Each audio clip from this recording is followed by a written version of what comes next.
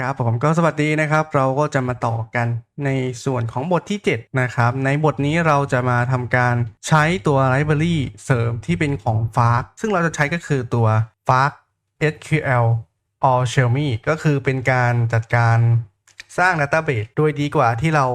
เคยสร้างกันในบทเรียนก่อนหน้านี้นะครับแล้วก็ Fast FTF นะครับก็จะเป็นการจัดการฟอร์มต่างๆนะจากเดิมที่เราใช้แท็ก HTML ใช่ไหมครับ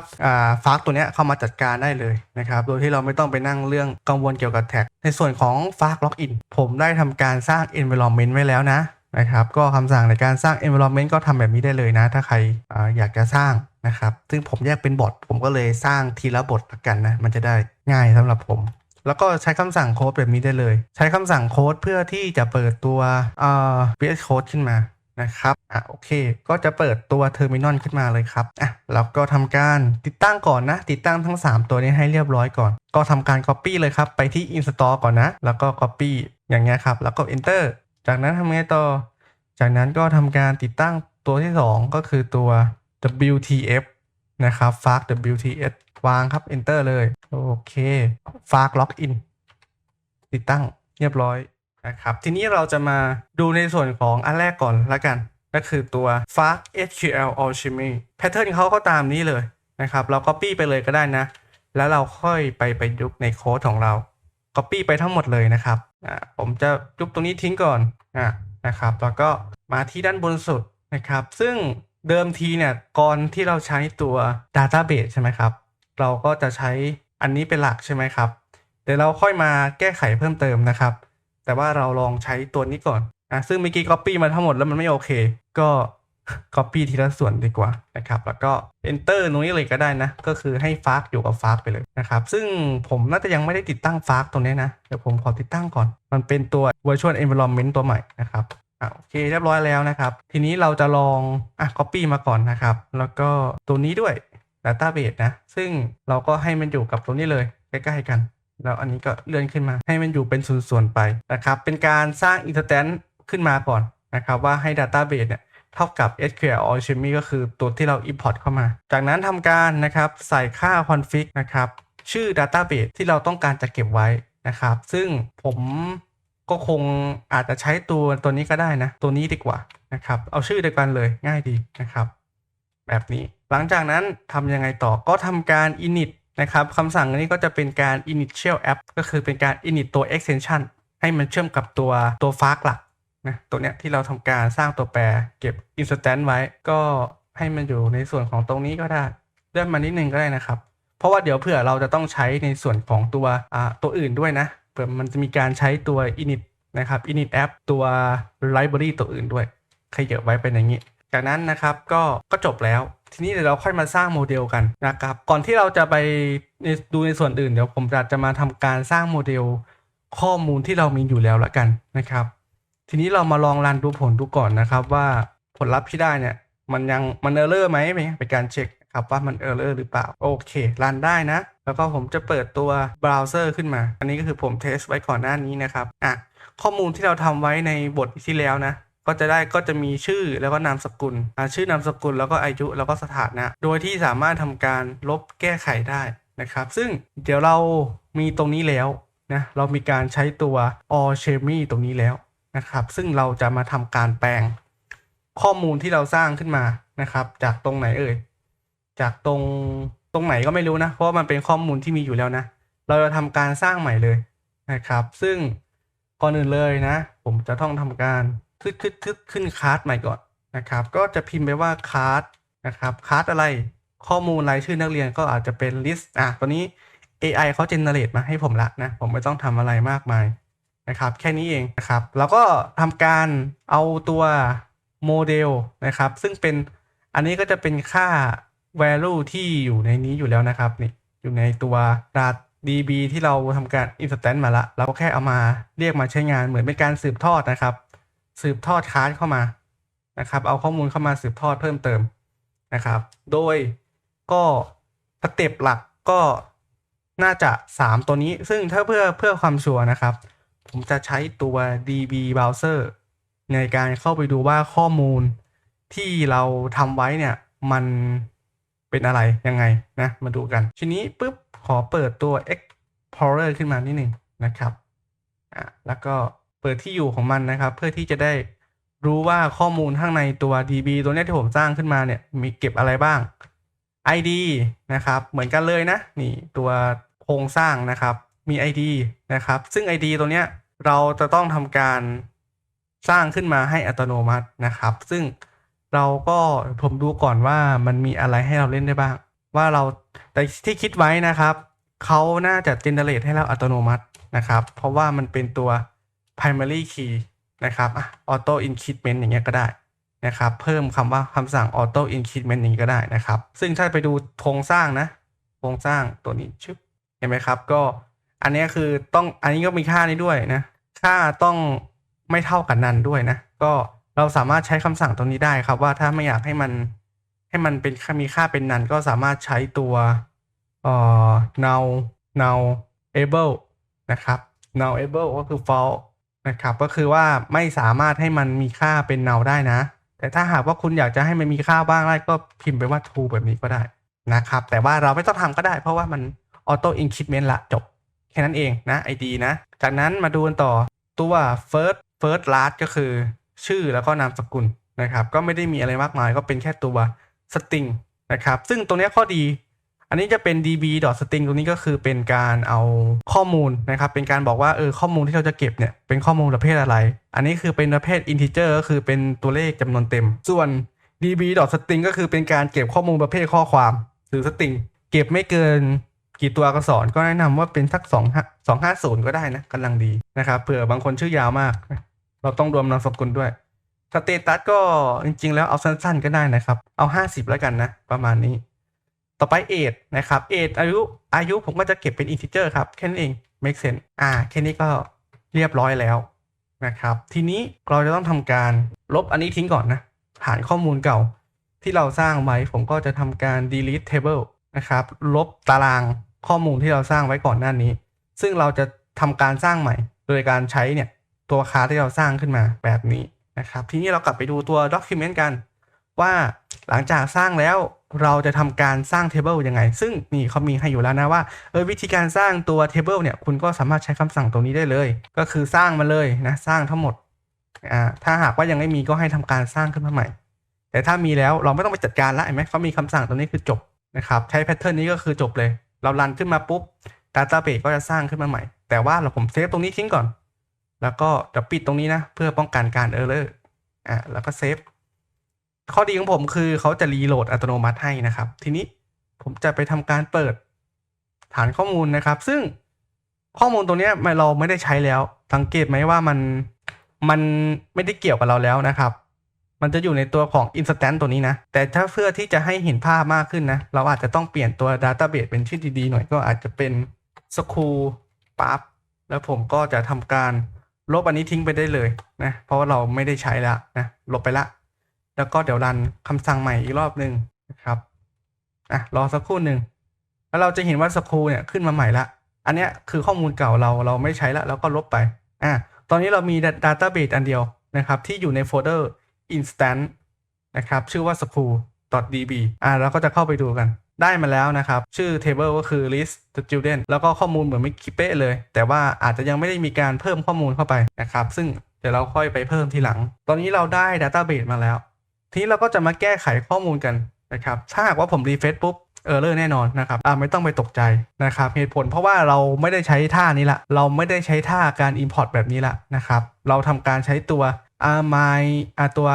SQL Alchemy มาช่วยจัดการ Database ละทีนี้เรากลับไปดูตัว Document ว่าเราจะทำการ Query ข้อมูลออกมาได้ยังไงนะครับซึ่งเขาก็มีให้เราอยู่แล้วนะไม่ต้องไปซีเรียสวิธีการ Query นะครับนี่ก็จะเป็นการลบใช่ไหมอันนี้เป็นการดูดีเทลแล้วก็นี่เป็นการสร้างนะครับเดี๋ยวดูนิดนึงก่อนให้ผู้ช่วยมาช่วยนะครับก็คือตัว ChatGPT เราต้องใช้ให้คุ้มค่านะครับแล้วก็ Copy Code ไปได้เลยนะเขาบอกว่าคุณก็แค่ทำการเรียกตัวคลาสที่เราสร้างแล้วก็พิมพ์ไปว่า query all ออกมาได้เลยมาดูกันนะครับคอนเซปต์เขาบอกว่าให้เอาชื่อตรงนี้มาทีนี้ผมขออนุญาตเปลี่ยนตรงนี้นะครับเป็นภาษาอังกฤษแล้วกันนะครับเพื่อความง่ายนะเพื่อความง่ายในการใช้งานแล้วก็ตรงนี้ลบทิ้งไปได้เลยนะคำสั่งพวก SQL เนี่ยเราไม่ต้องไปแตะละ นะเรามีวิธีที่ง่ายกว่านั้นก็คือว่าเราจะใช้คำสั่งตั้งชื่อตัวแปรก่อนละกันขอตั้งชื่อว่า query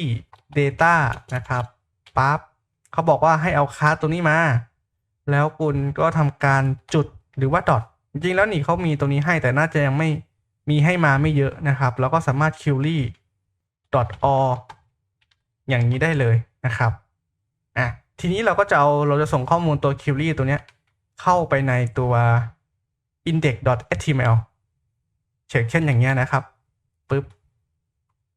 ทีนี้ refresh ดูไม่ต้องตกใจครับว่าเขาบอกว่ามันไม่มีอะไรมัน error อยู่เพราะว่าเราต้องไปแต่งในส่วนของตัว template ด้วยนะtemplate ที่อยู่ในส่วนของ index.html เพราะว่าเราเปลี่ยนหน้าแรกผมเปลี่ยนนี้ก่อนแล้วกันนะเห็นแล้วมันคาราคาซังนะครับเพราะว่าข้อมูลที่เราเอาเข้ามาเนี่ยมันไม่ได้ชื่อนะครับเอามาชื่อว่า data นะครับแต่ว่าก่อนที่เราจะไปทำการ for ตรงนี้นะครับผมจะทำการเอาตัวทีดูทีละส่วนก่อนเขาบอกว่าไอตัวหน้าแรกเนี่ยหมายถึงเนื้อหาหรือเปล่าซึ่งผมจะต้องไปหาฟังก์ชันเพราะว่าก่อนนั้นเนี่ยเราตั้งชื่อคำว่าหน้าแรกใช่ไหมนะครับตัวนี้ผมเปลี่ยนเป็นคำว่า home ละผมจะไปหาคำว่าหน้าแรกซึ่งเป็นฟังก์ชันอันนี้ไม่ใช่นะอันนี้เป็นส่วนของ HTML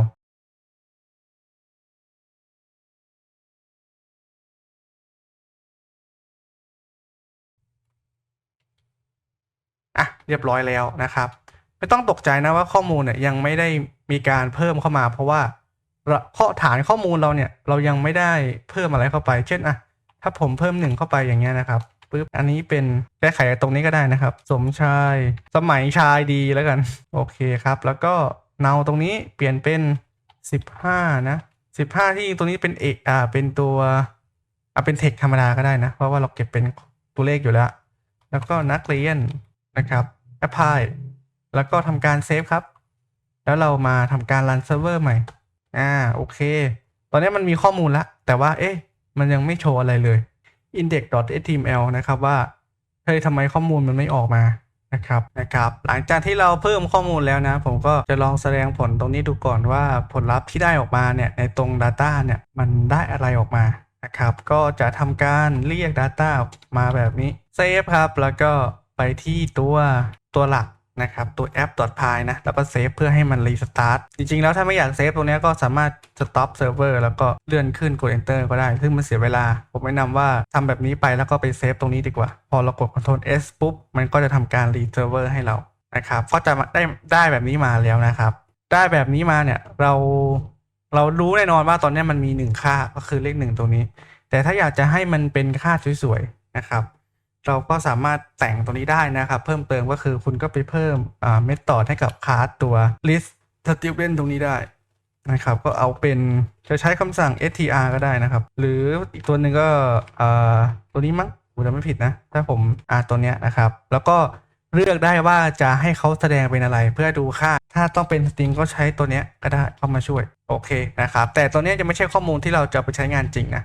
เราแค่รีเทิร์นออกมาเฉยว่าค่าที่ได้ออกมาเนี่ยคืออะไรเราสามารถมาปรับแต่งตรงนี้ได้หรือจะไม่ทำก็ได้นะจะได้ไม่ลบโค้ดก็ให้เรารู้ก็พอว่ามันสามารถปรับแต่งได้ทีนี้เราจะมาดูในส่วนของเราต้องการที่จะเอาข้อมูลตัวนี้มาแสดงผลลบอันนี้ทิ้งไปได้เลยนะครับทีนี้เราจะมาปรับ for เก่าที่ผมเคยทำไว้นะในบทที่แล้วนะครับถ้าใครจะเริ่มก็แนะนำว่าไปโคลนจากตัวบทที่7นะครับบทที่แล้วมาแล้วก็มาเริ่มใหม่พร้อมกันตั้งแต่ต้นก็ได้นะครับโอเคจากนั้นนะตัวเนี้ยผมเลยทำการเปลี่ยนเป็นอะไรเปลี่ยนในรูปแบบของการเรียกจากเดิมที่เป็น1 2 3ใช่ไหมครับในการโชว์ข้อมูลทีนี้เราจะเปลี่ยนจาก1 2 3เนี่ยเป็นตัวแปรหรือว่าตัวอ็อบเจกต์ที่เราทำการสร้างขึ้นไว้นะในตัวคลาสตัวเนี้ยนะครับวิธีการเรียกใช้งานง่ายมากครับคุณก็แค่เติมดอทเข้าไปแบบนี้แล้วก็วางชื่ออ็อบเจกต์นะครับทุกตัวเลยนะที่เราต้องการจะแสดงเพราะว่าเราจัดฟอร์แมตไว้แล้วนะเราไม่ต้องไปซีเรียสเลยเราก็แค่ดอทแล้วก็เอามาใส่แบบนี้ได้เลยเพราะเรารู้ค่าว่า1 2 3คืออะไรอยู่แล้วอย่างนี้แล้วเซฟตัวแอปตัวนี้รีเฟรชมาแล้วข้อมูลมาแล้วทีนี้ผมจะไปเพิ่มข้อมูลเพิ่มเติมอีกตัวนี้นะครับแล้วก็เปลี่ยนสมชายสบายใจดีแอปพลายนะครับอายุ10 15แล้วกันนะครับเป็นอะไรเป็นนักเรียนเช็คเช่นอย่างนี้นะแล้วก็เซฟ แล้วเราก็จะทำการรีเฟรชนะหรือว่ารีโหลดเซิร์ฟเวอร์รอบหนึ่งเห็นไหมครับก็มาละโอเคทีนี้ส่วนต่อมาก็คือเหลือตรงนี้ใช่ไหมเรายังไม่ได้แก้ไขถ้าผมกดปุ๊บมันก็จะเออร์เลอร์นะเพราะว่าเรายังไม่ได้ไปแก้ไขเพราะเราจะไม่ใช้ตัวนี้แล้วซึ่งเราจะยังไม่ลบเพราะว่าถ้าลบปุ๊บมันจะเออร์เลอร์ทั้งหมดเลยเราจะค่อยๆแก้ทีละอันก่อนนะครับโอเคทีนี้เรามาแก้ในส่วนของผมจะมาดูในส่วนของการเพิ่มนักเรียนซึ่งในการเพิ่มนักเรียนเนี่ยก็สิ่งที่เราจะคงไว้ก็คืออันนี้นะครับซึ่งเดี๋ยวเราค่อยใช้เดี๋ยวเราใช้อีกวิธีหนึ่งนะครับซึ่งตอนนี้เราทำแบบนี้ไว้ก่อนเราต้องการแค่เพิ่มข้อมูล Database ให้ได้ก่อนมันดูเยอะมากเลยใช่ไหมเราลบไปได้เลยฮะนี่เอาให้เหลือแค่นี้พอจากนั้นทำยังไงต่อจากนั้นเราจะใช้คำสั่งในการเพิ่มซึ่งไปดูในตัว Document ได้เลยนะครับ Document ในการเพิ่มนะครับเราก็นี่ครับในการเพิ่มนะในการ insert record หรือว่าในการเพิ่มข้อมูลเข้าไปนะครับคุณก็ไปเรียกตัวนี้ขึ้นมานี่ตัวคลาสที่เราสร้างขึ้นมาก็คือคลาสชื่อว่า list student นะแล้วก็ใช้ db.section add นะครับ add อันนี้นี่ add ข้อมูลที่เราเพิ่มเข้าไปซึ่งเดี๋ยวผมจะไปทำให้ดูนะว่าคอนเซปต์จะเป็นยังไงเอา2ตัวเนี้ยที่เป็นตัวทำงานหลักๆเนี่ยมาวางก่อนแล้วส่วนตัวมีตัวเนี้ยเดี๋ยวเราไปสร้างขึ้นมาใหม่สร้างตัวแปรขึ้นมาใหม่เองแล้วกันหรือจะไม่สร้างก็ได้นะแต่ผมก็ทุกคนงงก็สร้างขึ้นมาใหม่แล้วกันก็คือadd student นะครับเท่ากับนี่เข้ามาให้เราเลยนี่ครับเท่ากับอันนี้ก็คือเราจะไปเรียกตัวเนี่ยตัวคลาสที่เราสร้างขึ้นมาแล้วก็หน้าที่ของเราก็แค่ทำการเชื่อม Object ให้ตรงกับตัวแปรที่เราสร้างขึ้นมาเนี่ยตัวที่เราไปเก็ตมาจากฟอร์มนะครับทั้ง3ตัวนี้เอามาใส่ให้เรียบร้อยแบบนี้ตัวนี้ก็จะเชื่อมกับตัวนี้เห็นไหมครับเอทก็คู่กับเอทแล้วก็สเตตัสก็คู่กับสเตตัสถ้าคุณไม่อยากใส่แบบนี้คุณก็สามารถ copy ตรงนี้มาแล้วก็มาใส่แบบนี้ได้เลยก็ได้แต่มันจะดูงงใช่ไหมก็แนะนำว่าทำแบบนี้ดีกว่าจากนั้นจะเอา add student ตัวแปรที่เราสร้างขึ้นมาเนี่ยเอามาใส่ไว้ในนี้เพื่อให้มันทำงานเพื่อให้คำสั่งมาทำงานนะครับแล้วก็ commit พอ commit เสร็จแล้วก็ให้ return ไปที่หน้า home หน้าแรกโอเคเรามาลองดูกันซึ่งปุ่มมันจะอยู่ตรงไหนนะนี่ตรงนี้ครับเพราะว่าผมไม่ได้ให้มันแสดงผลในรูปแบบของจอเล็กนะทีนี้ก็ปรับเป็นจอปกติก่อนนามสกุลเป็นเอาชื่อก่อนยอดวงอย่างเงี้ยละกันนะครับแล้วก็อายุ15นะครับสถานะเป็นนักเรียนแล้วก็เพิ่มเข้าไปนี่มาละยอดวงเห็นไหมครับทีนี้ลบล่ะแก้ไขก็ยังทำไม่ได้ใช่ไหมกับลบก็เหมือนกันเลยครับลบก็มีนะ document เขาก็มีนะครับจะไปดูกันว่าโค้ดเราเดิมทีเป็นยังไงนะครับก็ตรงนี้ไม่ได้มีอะไรนะครับแก้ไขทำลบก่อนแล้วกันนะแก้ไขค่อยมาดูลบนะครับลบนี่ก็เรามีการรับมาอยู่แล้วนะ parameter ตัวนี้นะครับ request นะครับ argument ก็คือเราจะไปอ้างอิงตรงนี้ฮะนี่ id อย่างตรงนี้ delete ใช่ไหมครับนี่ delete ถ้า delete 1ก็คือลบก็คือถ้าเราส่งค่ามาเป็น1ก็แสดงว่า id เท่ากับ1แค่นั้นเองครับปั๊บลบอันนี้ทิ้งเลยนะครับแล้วเราก็ไปที่ copy 2ตัวนี้มาเหมือนเดิมเลยฮะนี่แต่ต้องมี commit นะ commit ก็เป็นเหมือนการบันทึกนะครับทุกการกระทำนะแล้วก็จากนั้นคุณก็เอาตัวแปรเนี่ย delete พารามตัวนี้มาใส่แทนมีซะแล้วก็ refresh ก่อนรอบหนึ่งทำไมมันเออร์เลอร์เหตุผลที่เออร์เลอร์นะคือมันไม่รู้ว่าสิ่งที่เราส่งมาเนี่ยมันคือ ID อะไรนะเราจะกลับไปดูกันที่โค้ดแน่นอนฮะว่าอันนี้เราก็เดาได้ง่ายๆเลยนะครับว่าเราจะต้องทำอะไรตำแหน่งที่สูงก็คือตำแหน่ง ID นะครับเดิมทีเราใช้เป็นการใช้ตัว bucket square square bucket นะครับในการที่จะเข้าถึงลำดับแต่เราจะเปลี่ยนเป็นจุดแทนนะครับนี่แค่นี้เองนะครับแล้วก็อันนี้ก็เป็นจุดเป็นทั้งคู่เลยนะเพราะว่าตรงอัปเดตเนี่ยผมก็อ้างอิงไปถึง ID นะครับก็ไม่มีปัญหาอะไรทีนี้ก็เซฟแล้วก็ทำการรีเฟรชหน้าจอฮะแก้ไข ID เสร็จแล้วนะครับเราจะรีเฟรชแล้วผมจะทำการลบดูฮะยังเออร์เลอร์อยู่นะครับก็ค่อยแก้เออร์เลอร์ทีนิดนะครับโอเคเขาบอกว่าตอนเนี้ยครับ ID 3มาแล้วแต่ว่าตัวโค้ดเนี่ยมันยังมีการเออร์เลอร์อยู่ตรงนี้เราจะรับแค่ตรงๆไม่ได้นะครับเพราะว่ามันยังไม่ได้มีการรู้ว่าเราจะทำการลบข้อมูลชุดไหนก็จะต้องเอาตัวนี้เข้ามาเรียกใช้งานนะครับก็คือเป็นการคิวรี่ข้อมูลออกมาก่อนว่าข้อมูลของ ID ตัวเนี้ยมันคือข้อมูลอะไรแล้วเราต้องการที่จะทำอะไรต่อนะครับวิธีการก็ง่ายมากครับก็เราก็เอาตัวเนี้ยนะลบเขียนใหม่ก็ได้นะครับผมจะเอาตัวนี้ออกไปก่อนจะตั้งชื่อว่า ID เท่ากับน่าจะซ้ำกับตัวอื่นก็ขอเป็น ID student แล้วกันอย่างเงี้ยนะครับเท่ากับตัวนี้ แล้วก็ตัวพารามเนี่ยจริงๆเปลี่ยนชื่อก็ได้นะมันดูเอาไว้อย่างนี้ก็ได้ เอาเป็น delete แล้วกันนะครับ delete เป็นทั้ง2อันเลยนะครับเรียก class นะครับ class list student dot query รอบนึงก่อนเราจะ query แต่เราไม่ได้ query ทั้งหมดเราจะ query แค่อันเดียวก็คือเราจะใช้ dot get นะตัวปกติเราใช้ all ใช่ไหมก็คือเอาข้อมูลทั้งหมดออกมาแต่ว่าเราจะไม่ใช้เราต้องการแค่นี้ตามด้วย id student ที่เรารับเข้ามาแล้วมันก็จะวิ่งเข้าไปในตัว table ของ list student ว่าตำแหน่งที่เนี้ยนะเช่นตำแหน่งที่3ใช่ไหม1 2 3เนี่ยตำแหน่งที่3เนี่ยคือข้อมูลอะไรพอมีข้อมูลปุ๊บก็เอาข้อมูลเนี่ยเอามาลบเพราะเราต้องการจะลบใช่ไหมก็คือเราต้อง get ข้อมูลออกมาก่อนแล้วเซฟฮะแล้วก็รีเฟรชลบดูเรียบร้อยครับทีนี้ในส่วนของการแก้ไขล่ะแก้ไขก็ทำได้เหมือนกันครับทำคล้ายๆกันเลยจริงๆแล้วก็ไปดูในตัวเอกสารนะครับว่าการแก้ไขมีไหมนะถ้าไม่มีก็ถาม ChatGPT ก็ได้ก็คือว่าเรามีตรงนี้เราคงไว้นะทั้ง3ตัวนี้โอเคถ้าแก้ไขคือเรามี2แบบนะครับก็คือโพสกับ get ใช่ไหมถ้าหากว่าโพสจะให้ทำอะไรแล้วถ้าหากว่า get จะให้ทำอะไรทีนี้เราจะลบตรงนี้ก่อนแล้วกันนะครับแล้วเราก็จะไป copy ตรงนี้มาcopy ตรงนี้มานะจริงๆแล้วเรา copy แค่ตรงนี้ก็ได้แล้วเราจะมาสร้างตัวแปรขึ้นมาเองนะครับก็คือว่าเราจะให้ข้อมูลอัปเดตตามนี้แล้วกันนะเขามาให้เราละโอเคเราไม่ต้องทำอะไรแล้วนะก็คืออัปเดตพารามนะครับพารามตรงนี้เนี่ยอัปเดตพารามตรงนี้ก็จะมาจากการที่เราใส่เข้าไปในตรงนี้เราส่งข้อมูลออกมาแล้วนะนี่เราทำการเชื่อมข้อมูลเรียบร้อยแล้วก็จะรับเข้ามาเป็นอัปเดตพารามแล้วจะเอามาเราจะเอาข้อมูลเนี่ยที่เราส่งเข้าไปให้จากตรงนี้แล้วเนี่ยเช่นตัวนี้ใช่ไหมก็คือเลข1เอา1เข้ามาไปหาให้ไปค้นหาในตัว database ว่า ID 1เนี่ยข้อมูลชื่อว่าอะไรพอเราได้ข้อมูลเสร็จแล้วเนี่ยทีนี้ตรงอัปเดตเนี่ยง่ายมากครับคุณก็แค่ทำการ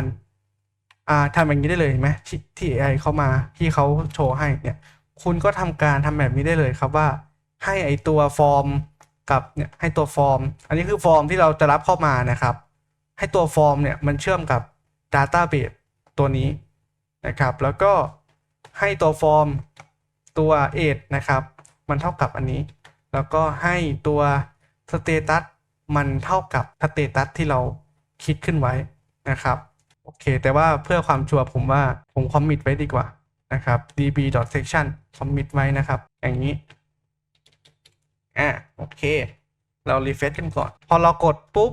นะครับเช่นผมจะอัปเดตยังอยู่เพราะว่ามันมีใน2ส่วนนะครับก็คือส่วนของ get แล้วก็ส่วนของ post นะครับตอนนี้ที่เราเข้าไปเนี่ยเรา get แล้วเนี่ยนะครับเราจะทำการ get เข้าไปก่อนนะครับแต่เรายังไม่ได้โพสต์ซึ่งสิ่งที่เราแก้ไขอยู่ก็คือในส่วนของการโพสต์ทีนี้เราจะมาแก้ไขในส่วนของการ get ด้วยนะครับทีนี้ในการ get ก็ไม่ได้ยากเลยนะครับก็จริงๆแล้ว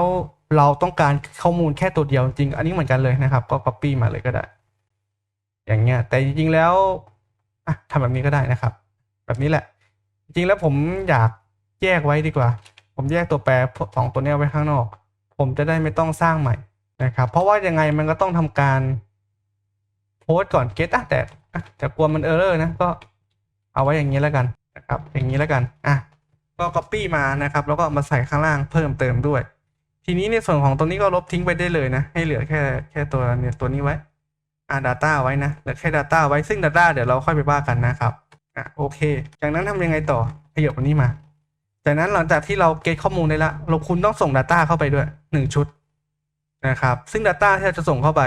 นะครับเราก็ส่งชุดนี้แหละไปเลยนะครับนี่ส่งไปแบบนี้ได้เลยนะครับแล้วเราก็หลังจากที่เราส่งแล้วเนี่ยกลับไปดูข้อมูลก่อนว่าตอน query เรามีอะไรเพิ่มเติมอีกไหมโอเคไม่มีอะไรนะครับก็คือไม่ต้อง commit ส่งแค่นี้พอจบแล้วก็ไปแก้ไขในส่วนของตัว edit.html edit.html ทีนี้ก็เหมือนกันเลยครับแต่ตรงนี้ผมไม่ได้ for แล้วนะครับตรงนี้ผมไม่ได้ทำการ for data ละนะก็สามารถใช้ข้อมูลตัวเดียวๆก็ได้นะครับเดี๋ยวผมไปดูก่อนว่าข้อมูลที่ออกมาเนี่ยมันเป็นยังไงนะเพราะว่าเราอาจจะยังไม่สามารถจินตนาการได้ว่าข้อมูลเป็นยังไงนะครับทีนี้มาที่แก้ไขเซฟก่อนยัง error อยู่นะครับเหตุที่ error ก็น่าจะเพราะว่าในส่วนของลองดูใหม่จะได้ดูว่ามัน error เพราะอะไร โอเค error ในส่วนของโค้ดอันนี้นะครับโค้ดข้างในตัวนี้ edit.html เดี๋ยวลบทิ้งก่อนนะข้อมูลพวกนี้นะครับลบทิ้งไปให้หมดก่อนแล้วกันเพื่อที่ป้องกันที่จะไม่ได้มันจะได้ไม่ error นะครับแบบนี้ผมจำลองข้อมูลขึ้นมาก่อนแล้วกันนะครับแบบนี้แล้วก็เซฟรันใหม่โอเคอันนี้คือเป็นการจำลองข้อมูลก่อนนะครับยังไม่ได้ใช้งานจริงทีนี้เนี่ยตัวมันได้ข้อมูลออกมาแล้วนะครับข้อมูลตัว list นะครับlist student ออกมาแล้วนะครับตอนนี้นะ data ที่เราส่งออกมาก็คือตัวนี้ตัวนี้นะครับที่เราเก็ตข้อมูลออกมาแล้วนะทีนี้เราจะเอามาจัดเรียงยังไงเช่นผมจะลองดอทดูก่อนนะว่ามันมาไหมนะเพราะว่าผมไม่ชัวร์ว่ามันจะมาหรือเปล่าอย่างเงี้ยนะครับปั๊บ refreshเซฟก่อนข้อมูลก็มาแล้วนะครับก็คือสมชายแล้วก็สบายใจนะครับสมชายสบายใจตรงนี้เพราะว่าอันนี้คือเลข2ถ้าผมเปลี่ยนเป็นเลข1นี่ก็จะเป็นสมัยชายดีเอาเป็น2อย่างนี้นะครับทีนี้เราก็สามารถจินตนาการได้แล้วว่าข้อมูลเนี่ยเราเอาไปใช้งานได้ละก็ทำแบบนี้ได้เลยฮะทีนี้ผมแบ็กก่อนดีกว่ากด Ctrl C แล้วกันCtrl Z นะครับเพื่อไปแก้ไขเพราะเรารู้แล้วว่าข้อมูลมายังไงทีนี้ในส่วนของตรงนี้ผมก็จะเอาเป็น .id อย่างเงี้ยเลยนะครับแล้วก็ data ตรงนี้ก็คือชื่อใช่ไหมก็ .first last อย่างเงี้ยแล้วก็อันนี้เป็น .first age แล้วก็ไม่ใช่ first age ฮะ age ธรรมดาแล้วก็ตรงนี้เป็นตรงนี้เป็นstatus นะอย่างนี้แล้วก็เซฟฮะน่าจะได้แล้วคราวนี้ไม่เอาเลยละเห็นไหมครับมาละเรียบร้อยปกตินะครับทีนี้เดี๋ยวไปลบตรงนี้ทิ้งนะเพื่อลบไอ้ข้างบนนี้ทิ้งนะมาแล้วนะครับถ้าผมเปลี่ยนเป็น1ถ้าผมเปลี่ยนเป็น3ล่ะก็ไม่มีข้อมูลใช่ไหมเพราะว่าเรายังไม่ได้ทำการเพิ่มข้อมูลเข้ามานะครับโอเคเปลี่ยนเป็น1อย่างนี้จบนะครับการที่เราจะแก้ไขข้อมูลนะตอนนี้เราก็สามารถลบแล้วก็แก้ไขข้อมูลได้แล้วนะครับในส่วนของตรงนี้นะนี่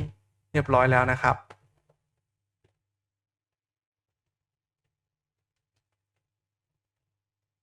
โอเคครับในส่วนของตัว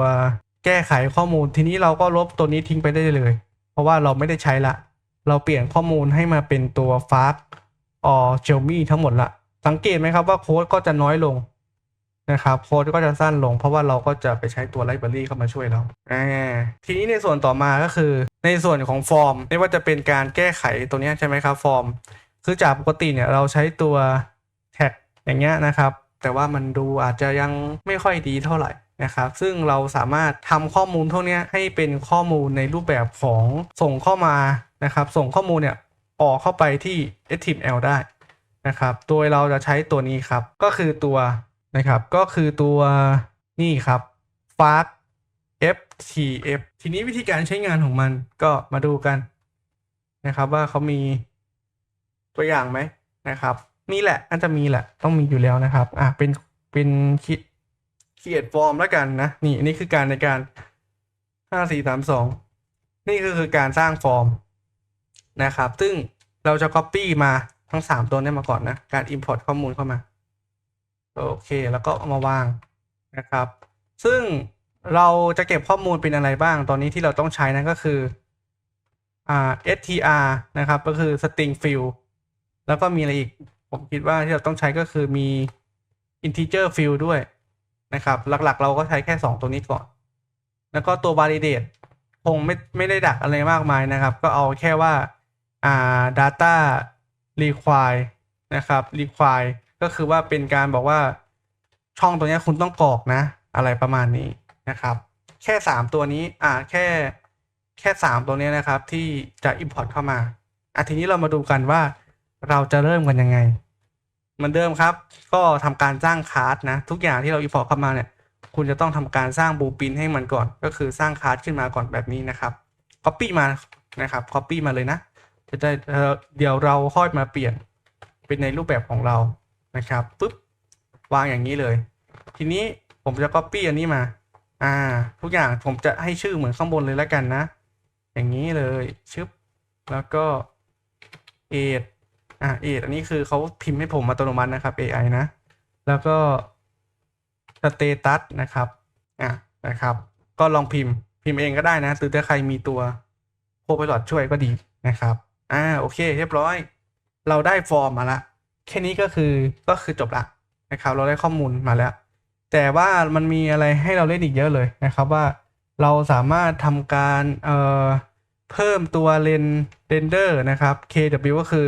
เราสามารถใส่คลาสเข้าไปได้ซึ่งเดี๋ยวเราค่อยไปเล่นกันนะครับซึ่งตรงนี้ฟอร์ม my form ตรงนี้ผมจะตั้งชื่อเป็นฟอร์มสำหรับเพิ่มข้อมูลแล้วกันนะว่าฟอร์มสำหรับอะไรดีฟอร์มสำหรับแอดฟอร์มสติวเดนแล้วกันนะครับเพราะว่าเดี๋ยวผมไม่อยากใช้แค่ในการแอดเพราะว่าผมอาจจะเอาไปใช้ในการที่เรา edit ด้วยนะครับแค่นี้ทีนี้เราเอาไปใช้งานยังไงวิธีการใช้งานนะครับก็จะดูก่อน ต้องอ่าน document ฮะนี่เขาบอกให้เราทำการสร้าง instance ขึ้นมาแล้วก็เราต้องมีปุ่มด้วยนะผมยังไม่ได้สร้างปุ่มขึ้นมาก็คือปุ่ม submit ผมจะสร้างปุ่ม submit ขึ้นมาด้วยก็คือตั้งชื่อว่า submit อย่างนี้ก็พอแล้วนะครับชื่อตรงนี้จะไปแสดงนะครับมันจะไปแสดงแบบนี้นี่ขึ้นคำว่าอย่างเงี้ยนะครับแก้ไขรายชื่ออย่างเงี้ยนะครับมันจะไปแสดงอย่างนั้นนะครับเราไปที่หน้าฟอร์มก่อนละหน้าเพิ่มนี่นะครับก็จะขึ้นคำว่าเพิ่มนักเรียนใช่ไหมทีนี้ตรง submit เนี่ยผมอาจจะยังไม่ใส่ก็ได้นะครับซึ่งเดี๋ยวเราค่อยไปเปลี่ยนข้างในนั้นอีกทีหนึ่งเราใส่แค่คำว่า submit ไปก็ได้นะครับแล้วเราค่อยไปแก้ไขได้ในตอนเรียกใช้งานนะครับใส่แบบนี้ไปก่อนแล้วก็จากนั้นเนี่ย copy ตรงนี้มาไว้ก่อนคุณจะเอาฟอร์มเนี่ยไปใช้ที่ไหนผมจะเอาไปใช้ตรงฟังก์ชันเพิ่มนักเรียนโอเคนะทีนี้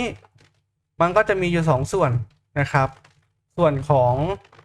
เมธอดตัวนี้จริงแล้วเราเปลี่ยนได้นะครับซึ่งผมจะเปลี่ยนเป็นแบบนี้คือจากเดิมเนี่ยเราใช้ request.method ใช่ไหมครับซึ่งมันวุ่นวายมากๆนะครับก็เราลดขั้นตอนนะครับเราก็สามารถใช้ตรงนี้ได้เลยนี่หลังจากที่เขากดปุ่มsubmit แล้วเนี่ยก็คือว่าทำการ validate เสร็จแล้วเนี่ยก็จะให้ทำอะไรต่อไปนะครับซึ่งก่อนที่จะไปทำตรงนั้นได้เดี๋ยวสร้าง instance ขึ้นมาก่อนตั้งชื่อว่า form แล้วกันนะจริงๆตั้งชื่อเป็นอะไรก็ได้นะแต่ form มันง่ายสุดละนะครับเพื่อความเข้าใจง่ายทีนี้เราจะเอา form ตัวนี้ไปใช้งานตามสเต็ปเขาเลยก็คือว่าหลังจากที่กดปุ่ม submit แล้วเนี่ยหลังจากที่กดปุ่มตัวนี้แล้วเนี่ยจากเดิมที่เราต้องมาดักว่ามันเป็น method post หรือว่า get ตอนนี้เราไม่ต้องดักละก็คือตราบใดที่หากว่าเขาหลังจากที่เขากดปุ่ม submit แล้วเนี่ยค่อยมาทำงานเราก็จะเอามาใช้ตรงนี้ได้เลยลบทิ้งไปครับแล้วก็ dot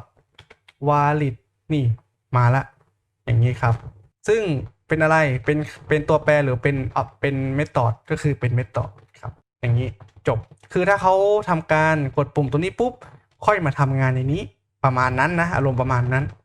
นะแต่เราไม่ต้องมานั่งดักตรงนี้แล้วนะอันนี้อย่าคงไว้ก่อนก็ได้นะโอเคจากนั้นเราจะทำการตรงนี้เห็นไหมอย่างที่บอกไปว่าเราจะไม่ใช้ตรงนี้แล้วซึ่งมันดูยาวเกินไปใช่ไหมครับคุณก็เนี่ยหลังจากที่คุณสร้าง instance ขึ้นมาแล้วเนี่ยคุณก็เอาตรงนี้ไปใส่แทนได้เลยวางฟอร์มเข้าไปแบบนี้เลยจากนั้นก็ทำการจุดfirst last data นะครับ data ตรงนี้ก็จะเป็นข้อมูลที่เรากรอกเข้ามาตรงนี้นี่อย่างเงี้ยนะครับเรากรอกอะไรเข้าไปปุ๊บมันก็จะดึงข้อมูลตรงนี้มาหลังจากที่เรากดปุ่มตรงนี้แล้วทำเหมือนกันหมดเลยนะก็คือ form dot อะไร age อันนี้ age dot data นะแล้วก็อันนี้ก็เป็น form dot status dot data โอเคแค่นี้ครับจบตรงนี้เราไม่ต้องไปเปลี่ยนละเพราะเราทำการสร้างตัวแปรตรงนี้จบละทีนี้เรามาลองเทสกันดูนะผมจะ refresh ไม่ต้องห่วงพอ refresh แล้วเฮ้ยทำไมมันขึ้นอะไรแบบนี้เขาบอกว่าเราต้องทำการใช้ตัว CSRF เข้าไปด้วยนะครับซึ่งเดี๋ยวเราค่อยว่ากันนะครับตอนนี้เรายังไม่ได้ส่งฟอร์มออกไปด้วยนะครับฟอร์มเนี่ยตรงนี้เรายังไม่ได้ส่งออกไปคุณก็ต้องทำการส่งนะครับส่งตรงไหนคือส่งตรงนี้นี่ก็คือถ้าหากว่ากดอันนี้แต่ถ้าจริงๆแล้วเราไม่ต้องกด L ก็ได้เราไม่ต้องพิมพ์ L ก็ได้นะนี่เราทำแบบนี้ได้เลยนะครับซึ่งก็จะตรงกับตัว document ที่เขาให้มาเห็นไหมครับว่า ก็ไม่ได้มีการดักอะไรนะครับก็คือ อีไปเฉยเช็คแค่กรณีเดียวถ้าผู้ใช้งานทำการกดปุ่ม submit แล้วก็จะให้ทำงานในนี้แต่ถ้าหากว่าเข้ามาครั้งแรกนะครับก็จะให้โชว์ฟอร์มเมื่อกี้นี้เราก็จะทำการส่งออกฟอร์มเข้าไปด้วยนะนี่เพื่อที่จะเอาฟอร์มเนี่ยไปแสดงในรูปแบบของตัวในรูปแบบของตัว HTML นะครับก็จะไปที่ผ่านไฟล์ตรงนี้นะครับนี่ทีนี้ทำยังไงต่อทีนี้ผมจะลองเอาผมจะลบผมจะทำการเอานี้ทิ้งก่อนแล้วกันนะเดี๋ยวค่อยเอาทิ้งแล้วกันนะลองเซฟก่อนว่าตอนนี้เราจะต้องทำการทำอะไรต่ออีกเขาบอกให้ทำการเพิ่มตัวนี้ด้วย CSRF คืออะไรนะครับก็ไปสามารถไปค้นหาใน Google ได้นะครับนี่ในส่วนของตัวฟอร์มเนี่ยคุณก็แค่ทำแบบนี้ไปฮะนี่เพราะเราส่งออกฟอร์มมาแล้วใช่ไหมเราก็ดอทแล้วก็ CSRF อย่างนี้ได้เลยปีมาผมลืมโทเค็นนะก็อ่านเอกสารเอานะครับทีนี้หลังจากที่เราเพิ่มตรงนี้แล้วนะครับมันจะยังไม่โอเคนะครับเพราะว่าเรายังไม่ได้มีการเพิ่มตัว secret key เข้าไปด้วยนะครับคุณก็ต้องทำการเพิ่ม secret key ก็ copy มาเลยนะครับแบบนี้ตรงนี้จะตั้งเป็นอะไรก็ได้ผมอาจจะตั้งเป็นชื่อนี้แล้วกันนะชื่อ YouTube ผมแล้วก็ refresh มาละนะครับก็คือเป็นการเพิ่ม secret key เข้าไปจริงๆแล้วมันมีวิธีที่เราไม่ต้องมานั่งพิมพ์แบบนี้ก็ได้นะเราสามารถใช้ตัว hash หรืออะไรพวกนี้นะในการแทนได้แต่เราเอาแบบนี้ไปก่อนโอเคเราก็ได้ฟอร์มมาละฟอร์มเราก็ทีนี้เราจะเปลี่ยนฟอร์มไอ้พวกนี้นะครับเป็นในรูปแบบของฟอร์มที่เราสร้างในส่วนของ Python นะครับซึ่งตรงนี้นี่ก็คือฟอร์มที่เราส่งออกเข้าไปตอนนี้เรายังไม่ได้เรียกใช้งานมันเลยนะครับวิธีการเรียกใช้งานก็ไม่ยากเลยนะครับก็แค่พิมพ์ฟอร์มนะครับฟอร์มดอทผมจะ copy มาแล้วกันนะทำให้ดูตัวหนึ่งก่อนแล้วก็ตรงนี้ก็จะเป็น FIRT นะครับแล้วก็ plus นะครับแล้วก็ save refresh ฮะเห็นไหมครับอันนี้คือฟอร์มผมได้กรอบมาแล้ว1กรอบแค่นี้เองฮะการเพิ่มฟอร์มแค่นี้เองนะครับแต่ว่ามันจะต้องมีลูกเล่นมากมายใช่ไหมทีนี้เดี๋ยวเราค่อยมาทำกันอันดับแรกเนี่ยฟอร์มอันนี้เรารู้แล้วว่ามันคือของอันนี้แหละของไอตัวชื่อหรือนามสกุลของไอตัวเนี้ยเนี่ยตัวเนี้ยก็คือขอบตัวนี้ใช่ไหมแล้วนี่ก็คือ label ตัวนี้ก็คือเนี่ยสิ่งที่มันจะโชว์คำว่าชื่อและนามสกุลเราจะเอาทีละตัวก่อนเราจะทำการเอาตัวเนี้ยนะครับเข้ามาไว้ในนี้นะเข้ามาไว้ในแท็ก HTML ซึ่งมันทำงานประสานกันนะครับไม่ต้องไปซีเรียสทีนี้ตัว page shoulder เป็นแบบนี้ใช่ไหมวิธีการจะเอาตัวพวก attribute พวกนี้เอาเข้าไปใส่ในเนี้ยเอาเข้าไปใส่ในตัวฟอร์มพวกนี้ง่ายมากครับในการทำในรูปแบบของตัวจินจานะครับก็ใส่วงเล็บแบบนี้ฮะแล้วก็เอามาใส่แบบนี้ได้เลยนะครับแล้ว name name คุณต้องการให้ name เป็นอย่างนี้ใช่ไหมจริงๆแล้ว name เราไม่ต้องใช้แล้วใช่ปะตอนนี้นะครับเราก็ไม่ต้องเพิ่มก็ได้นะครับเราจะเพิ่ม ID ด้วยใช่ไหมถ้าคุณอยากเพิ่ม ID คุณก็ทำแบบนี้ได้เลยนี่อย่างนี้ได้เลยนะครับหรือจากนั้นนะครับโอเค5432คุณก็สามารถเพิ่มแบบนี้ได้เลยนะครับแล้วไงต่อจากนั้นคาร์ดล่ะคาร์ดก็เอาเหมือนกันเลยครับ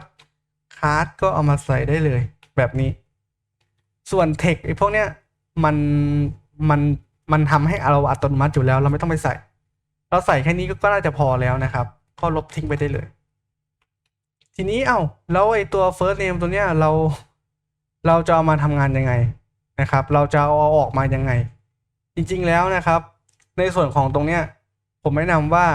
เราไม่ควรจะต้องใส่เป็นชื่อตรงๆเราสามารถทำแบบนี้ได้ครับก็คือว่าเราจะเรียกฟอร์มแบบนี้มาเราจะใช้ในรูปแบบของตัวจินจาเข้ามาช่วยอย่างเงี้ยนะครับอย่างนี้นะแล้วก็เราสามารถ label มาจากตรงไหนก็คือมาจากตรงนี้นี่ label ซึ่งผมจะเปลี่ยนชื่อตรงนี้ใหม่เป็น FIRST last นะครับ first last อย่างเงี้ยนะครับให้มันตรงกันนะแล้ว refresh ก่อนถ้าเรามาดูกันเห็นไหมตัวแรกก็คือ label นะครับซึ่ง label ตัวเนี้ยนะเราก็จะได้ค่าออกมาเป็นคำว่า first last แล้วตรงนี้เราต้องทำการเขียนเองไหมก็แนะนำว่าไม่ต้องก็ได้นะครับก็ทำแบบนี้ได้เลย copy มาแล้วก็ไปใส่ในนั้นซะจบแล้วก็ลองเซฟฮะ refresh โอเคมันเหมือนจะมีอะไรผิดพลาดนะครับก็คือว่าเขาบอกตรงนี้ผิดพลาดโอเคเรากลับมาดูกันน่าจะเพราะว่าเราไม่ต้องใส่นี้แล้วนี่เราไม่ต้องใส่ปีกาเปิดแล้วก็ปีกาปิด2ขั้นเราใส่แค่นี้พอแล้วก็ลบอันนี้ทิ้งนะนี่ตัวโค้ดนะครับเอาโค้ดทิ้งได้เลยแล้วก็เท่ากับแบบนี้ได้เลยแล้วทำการเซฟรีเฟซมายังยังอยู่เดี๋ยวค่อยๆไปไล่เช็คนะครับโอเคเนี่ยผมมาดูก่อนนะอ๋อตรงนี้ผิดนะนี่โอเคเพราะว่าลืมครอบยาวถึงขนาดนี้ครอบให้มันถึงนะครับหรือถ้าจะให้มันขึ้นได้สวยผมก็จะขึ้นบรรทัดใหม่แล้วกันนะแบบนี้แล้วกันชึบแล้วก็ชึบแบบนี้ก็ได้นะไม่ได้เสียหายอะไรไม่ได้ผิดอะไรนะเราจะได้มองง่ายอย่างนี้แล้วกันแล้วก็ลองเซฟรีเฟซใหม่ที่มาอย่างมาแล้วนะครับมาแล้วแต่ว่าอันนี้ดูเพี้ยนแปลกๆใช่ป่ะนะครับแล้วเราค่อยมาดูกันต่อแต่ตอนนี้ข้อมูลตรงนี้มาละข้อมูลตรงนี้มาเรียบร้อยแล้วนะครับแต่เขาว่าข้างล่างมันดูแปลกๆจังเลยนะครับเราค่อยมาแก้ไขกันนะครับโอเคเดี๋ยวผมเช็คก่อนนะว่าตรงนี้จะแก้ยังไงดีโอเคอันนี้มันเป็นโชว์แบบนี้มาเลยใช่ไหมอ๋อโอเคครับผมผิดเองฮะจริงๆแล้วมันเป็นลาเบลนะครับก็เราไม่ต้องใส่อย่างนี้ก็ได้นะครับเราจะใส่เป็นเราจะเปลี่ยนคำว่า label เนี่ยเป็นคำว่า id แทนนะครับแบบนี้ทำเหมือนเดิมฮะชึบรีเฟรชก่อนมาอย่างมาแล้วเห็นไหมนะครับเพราะว่าผมผิดเองนะครับก็คือถ้า label เนี่ยมันจะมาทั้งก้อนนี้เลยซึ่งผมไม่ต้องการแบบนั้นนะผมต้องการที่จะแบบให้โชว์นี้ด้วยคือถ้ามันมาทั้งก้อนก็ได้นะถ้าจะให้มันมาทั้งก้อนก็ทำแบบนี้ฮะ label แบบนี้แล้วก็เซฟrefresh ดูฮะนี่เห็นไหมว่ามันจะเป็น last name แบบนี้ซึ่งมันไม่ค่อยสวยโอเคทีนี้เราก็ไปเปลี่ยนเนี่ยทุกตัวเลยนะทั้ง2ตัวนี้ทำเหมือนกันเลยก็วิธีง่ายสุดก็คือ copy ฮะ copy แค่ข้างในก็พอแล้วก็ไปวางอันนี้เปลี่ยนเป็น age ชึบแล้วก็อันนี้เหมือนกันวางตรงนี้เปลี่ยนเป็น status อย่างนี้แล้วก็ชื่อตรงนี้เปลี่ยนเป็นอายุอันนี้เป็นสถานะอย่างนี้นะครับแล้วก็ดูผลที่ว่าเป็นยังไงเออร์เลอร์ไหมโอเคปกติแล้วนะทีนี้ในส่วนของต่อมาก็คือการเพิ่มปุ่มตัวเนี้ยนะเราก็เรียกอย่างนี้ได้เลยฮะเรียกได้เลยว่าเป็นdot submit นะครับซึ่งไปดูก่อนว่าตั้งชื่อว่าอะไรsubmit ตรงนี้นะครับแล้วก็ลองเซฟ refresh ดูโอเค submit มาแล้วแต่ว่ามันเป็น text ให้กรอกใช่ไหมจริงๆเราต้องเปลี่ยนตรงนี้เป็น submit อย่างเงี้ยนะครับแล้วก็อย่างเงี้ยนะครับแต่ว่าเราต้องทำการ import เข้ามาเพิ่มนะก็คือ submit field นะครับเอาตรงนี้คิดว่าน่าจะเปลี่ยนได้นะค่อยว่ากันโอเคเอาเป็นคำว่า submit ก่อนแล้วกันนะครับ submit refresh ดูมาแล้วปุ่มแต่ว่ามันไม่ค่อยสวยใช่ไหมก็สามารถเพิ่มคาร์ดเข้าไปได้ครับว่าคาร์ดเดิมมันเป็นอะไรนะครับคาร์ดเดิมมันเป็นตัว btn นะแค่นี้ copy มาแล้วนะแล้วก็เอามาใส่ refresh แล้วก็ run แล้วก็อย่างเงี้ยฮะนี่มาละแต่ว่าเราต้องการที่จะเปลี่ยนตัวข้อความยังไงเปลี่ยนได้ไหมเดี๋ยวมาลองดูกันว่าเปลี่ยนได้ไหมซึ่งก่อนที่จะเปลี่ยนเรามาดูก่อนว่าค่าเดิมของมันคืออะไรคือคำว่า submit ตัวเนี้ยก็คือ value ใช่ไหมถ้าผมเปลี่ยนเป็นคำอื่นก็เปลี่ยนละนะครับซึ่งเราสามารถทำได้นะครับก็คือทำแบบนี้ครับ value เท่ากับปุ่มเดิมมันก็คือคำว่าเพิ่มนักเรียนตัว double quote ไม่ครบrefresh ใหม่มาแล้วนะครับแต่ว่าเพื่อความแน่ใจนะผมไม่แน่ใจว่าข้อความเดิมเป็นคำว่าอะไรเพิ่มนักเรียนเหมือนกันอย่างนี้นะครับจบนะครับเหตุผลที่ผมไม่จริงๆแล้วเราเปลี่ยนตรงนี้ก็ได้นะเป็นตรงๆก็ได้แต่ว่าเราต้องการที่จะเอาคำเนี่ยไปใช้ที่อื่นด้วยเช่นใน edit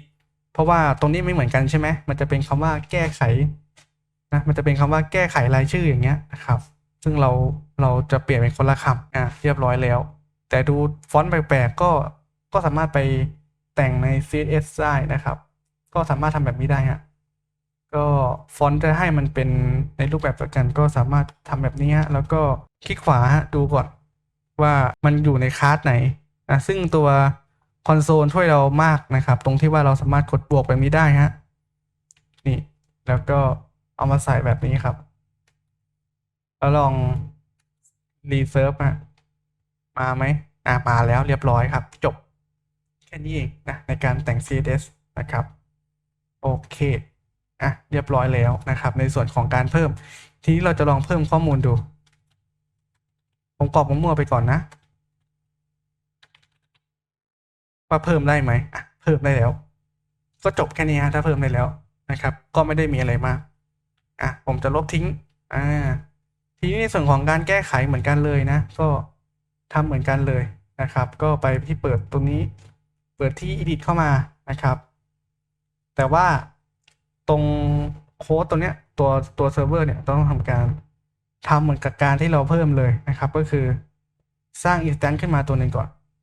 ก็จะสร้างเหมือนกันเลยนะอย่างนี้ชึบแล้วก็เช็คแค่ในกรณีที่มันเป็นหลังจากกดปุ่ม submit แล้วนะก็จะให้มาทำงานข้างในนี้แล้วส่วนไอตัวข้างหลังนี้ไม่ต้องทำอะไรละก็เยื้องออกมาได้เลยประมาณนี้ให้มันเป็นส่วนไปมันจะได้ดูง่ายอันนี้เหมือนกันเลยฮะอันนี้ก็ขอ copy มาได้เลยนะ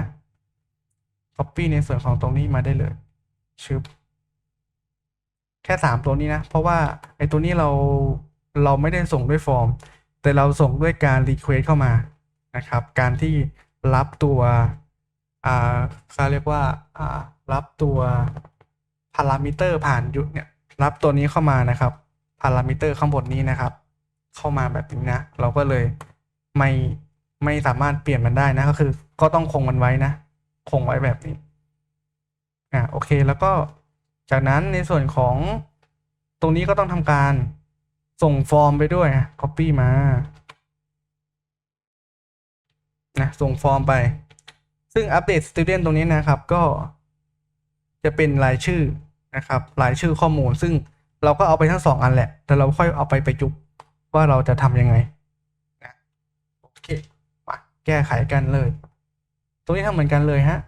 เรามาดูกันก่อนว่าข้อมูลเก่าเป็นอะไรบ้างอันนี้เราจะไม่แตะนะตรงนี้เราจะไม่แตะปล่อยไปได้เลยเราจะมาแตะแค่ในส่วนของตรงนี้ซึ่งเราจะไป copy code ในส่วนของหน้า add มาก่อนcopy มา2 บรรทัดนี้นะครับแล้วก็เอามาวางไว้ตรงนี้เลยแล้วทำยังไงต่ออันนี้ลบทิ้งไปได้เลยนะไม่ต้องทำอะไรมากแล้วที่ต้องทำเนี่ยก็คือตรง value คุณต้องเพิ่มคุณก็ copy โค้ดตัวเนี้ยไปเอาไปไว้นี่เอาไปไว้ในวงเล็บแล้วก็จะลืมขั้นด้วยโคลอนนะครับคอมมานะครับโทษทีอย่างนี้จบแล้วก็ลบอันนี้ทิ้งไปได้เลยโทษทีฮะอันนี้นี่ครับแล้วผมจะลอง refresh server แล้วก็ลอง refresh หน้าจอไปที่ edit แก้ไขเห็นไหมว่าข้อมูลมาแล้วแต่ทำไมมันเป็นแบบนี้ล่ะเพราะว่าในวงเล็บเนี่ยเราไม่ต้องใช้อันนี้แล้วนะเราก็สามารถพิมพ์แบบตรงๆไปได้เลยนี่นะครับ data แบบนี้ได้เลยแล้วก็ refresh ใหม่อีกรอบนึงมาแล้วนะครับทีนี้ก็ทำเหมือนกันเลยนะ copy ไปเหมือนกันเลยหลังจากเราได้แพทเทิร์นแล้วเราก็แค่ copy ไปวาง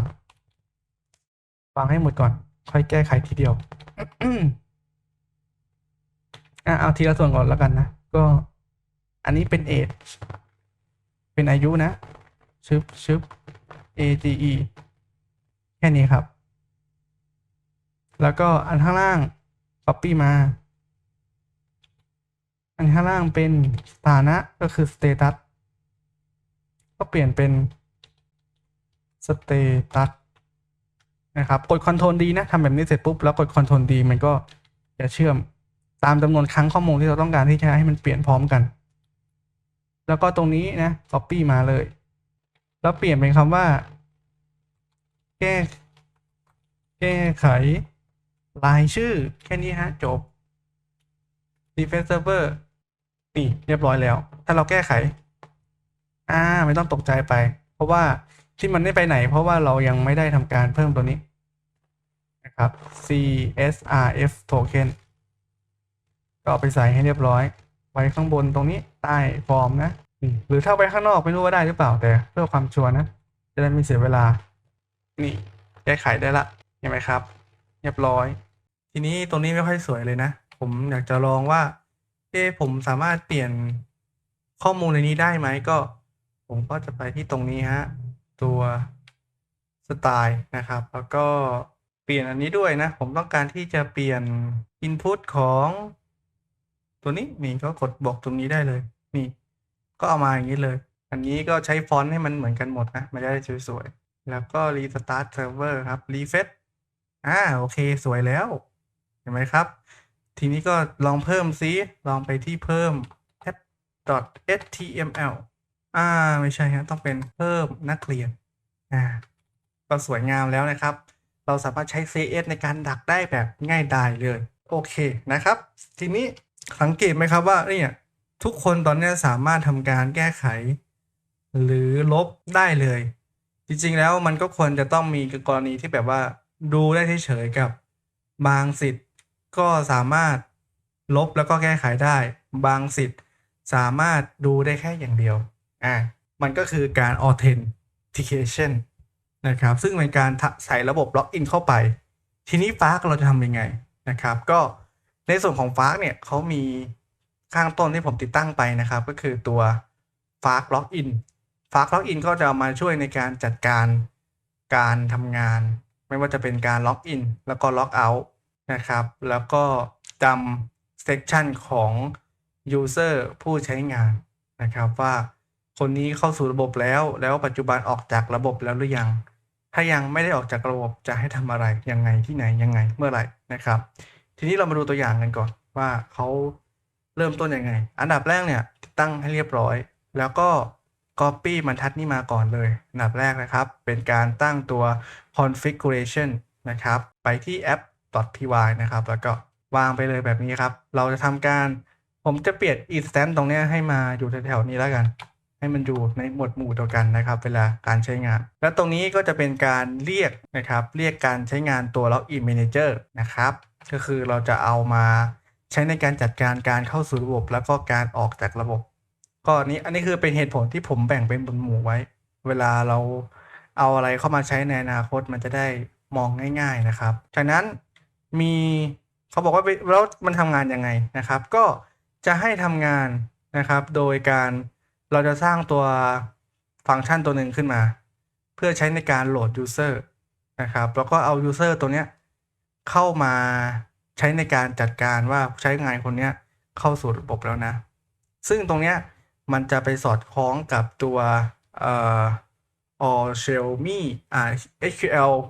or shell me นะครับซึ่งเพื่อที่จะให้มันเป็น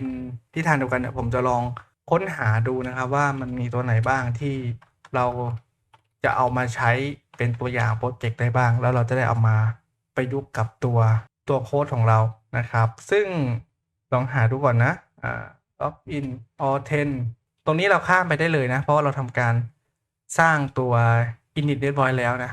นี่ครับเราสร้างตัวนี้แล้ว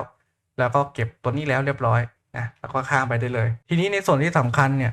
เราจะต้องมาทำการจากนั้นเราจะต้องมาทำการสร้างตัวโมเดลของ user หรือว่าสร้าง table ในการเก็บข้อมูลของuser ต่างๆนะครับก็ copy มานี่เลยนะตามนี้เลยเพราะว่าผมก็คงใช้แค่ username กับ password ก็แค่นั้นเองนะครับก็จะเอามาไว้ในกลุ่มเดียวกันนะกลุ่มก้อนเดียวกันทีนี้เนี่ยมันมีการใช้ตัวนี้ครับ user mix in นะครับก็ไม่รู้นะครับว่ามันอ่านว่าอะไรนะตัวนี้เราจะใช้ทำอะไรนะครับก็ในบทความก็น่าจะมีบอกอยู่จากนั้นเราก็ เนี่ยถ้ามัน error อย่างเงี้ยนะครับมันเป็นฟังก์ชันที่จะต้องทำการ import เข้ามาถ้าให้ผมเดานะครับผมคิดว่ามันน่าจะอยู่ในส่วนของ Fast Login ตรงนี้นะครับเราก็เอามาใส่ได้เลยจริงไม่จริงถ้าหากว่าจริงเห็นไหมครับถ้าเราเมาส์ไปอังเนี่ยมันจะบอกว่ามันจะบอกรายละเอียดว่าตัวนี้คืออะไรประมาณนั้นนะครับจากนั้นเราก็เซฟครับพอเซฟปุ๊บเนี่ยพอทุกอย่างเรียบร้อยแล้วนะครับผมก็จะได้ฐานข้อมูลชื่อว่า user ขึ้นมาจริงไม่จริงไปดูกันนะครับก็เปิดตัว db browser ขึ้นมานะครับแล้วก็ไปที่หน้าตรงนี้แล้วก็ Open นะครับตรงนี้ได้เลยนะผม Copy ผ่านมาแล้วนะไอ้ตรงนี้มันมาได้ไงก็จะลบทิ้งก่อนเพราะเราไม่ได้ใช้ละมันอยู่ใน Instant ในตะคูเรามาดูนะว่าฐานข้อมูลของเรามี Table เพิ่มขึ้นมาหรือยังนี่ครับขึ้นมาแล้วเห็นไหมก็มาแล้วก็ตามนี้เลยนะครับคือข้อดีของตรงนี้เราไม่ต้องทำการมาสร้างเลยเขาดักให้ตรงนี้เลยถ้าหากว่ามันยังไม่มีก็สร้างขึ้นแต่ถ้ามีอยู่แล้วก็ไม่ต้องสร้างนี่เขาก็ทำการ init อันนี้เราข้ามไปได้เลยเพราะว่าเราทำไว้ตั้งแต่ตรง Alchemy แล้วเนาะก็คือ SQL Alchemy ก็คือการจัดตัว Database เรียบร้อยแล้วทีนี้ที่เราต้องเพิ่มขึ้นมาก็คือตรงนี้นั่นเองนะครับที่เรายังค้างไว้อยู่ตรงหน้านี้นะครับหน้านี้นะคือผมไม่ชัวร์ว่าผมต้องยังไงนะผมก็เลยต้องใช้ตัว exam เพื่อเป็นการสนับสนุนจะได้ไม่เสียเวลาเรานะครับก็ copy มาเลยแล้วเอามาไว้ตรงไหนก็ได้นะตรงนี้แหละครับตรงนี้เลยก็ได้ส่วนตรงนี้นะครับก็จะเป็นในส่วนของตัว decorrelate ก็คือเป็นฟังก์ชันที่ใช้ในการปรับแต่งฟังก์ชันอีกทีนึงประมาณนั้นนะครับหลักการของตัว decorrelate ก็คือคล้ายๆกับฟังก์ชันตัวนึงแหละก็คือเอาฟังก์ชันตัวเนี้ยไปปรับแต่งข้างในนี้ประมาณนั้นนะครับคอนเซ็ปต์ประมาณนั้นจากนั้นนะครับทำไงต่อจากนั้นก็สร้างตัวฟังก์ชันตัวหนึ่งขึ้นมาใช้ตั้งชื่อว่า loader user นะครับเพื่อที่จะรับตัว user id เข้ามา user id คือตรงไหนก็คือตรงนี้นั่นเองนะครับแล้วก็พอเช่นผมมีข้อมูลก็คือเลข1ตรงนี้นะสมมุตินะครับ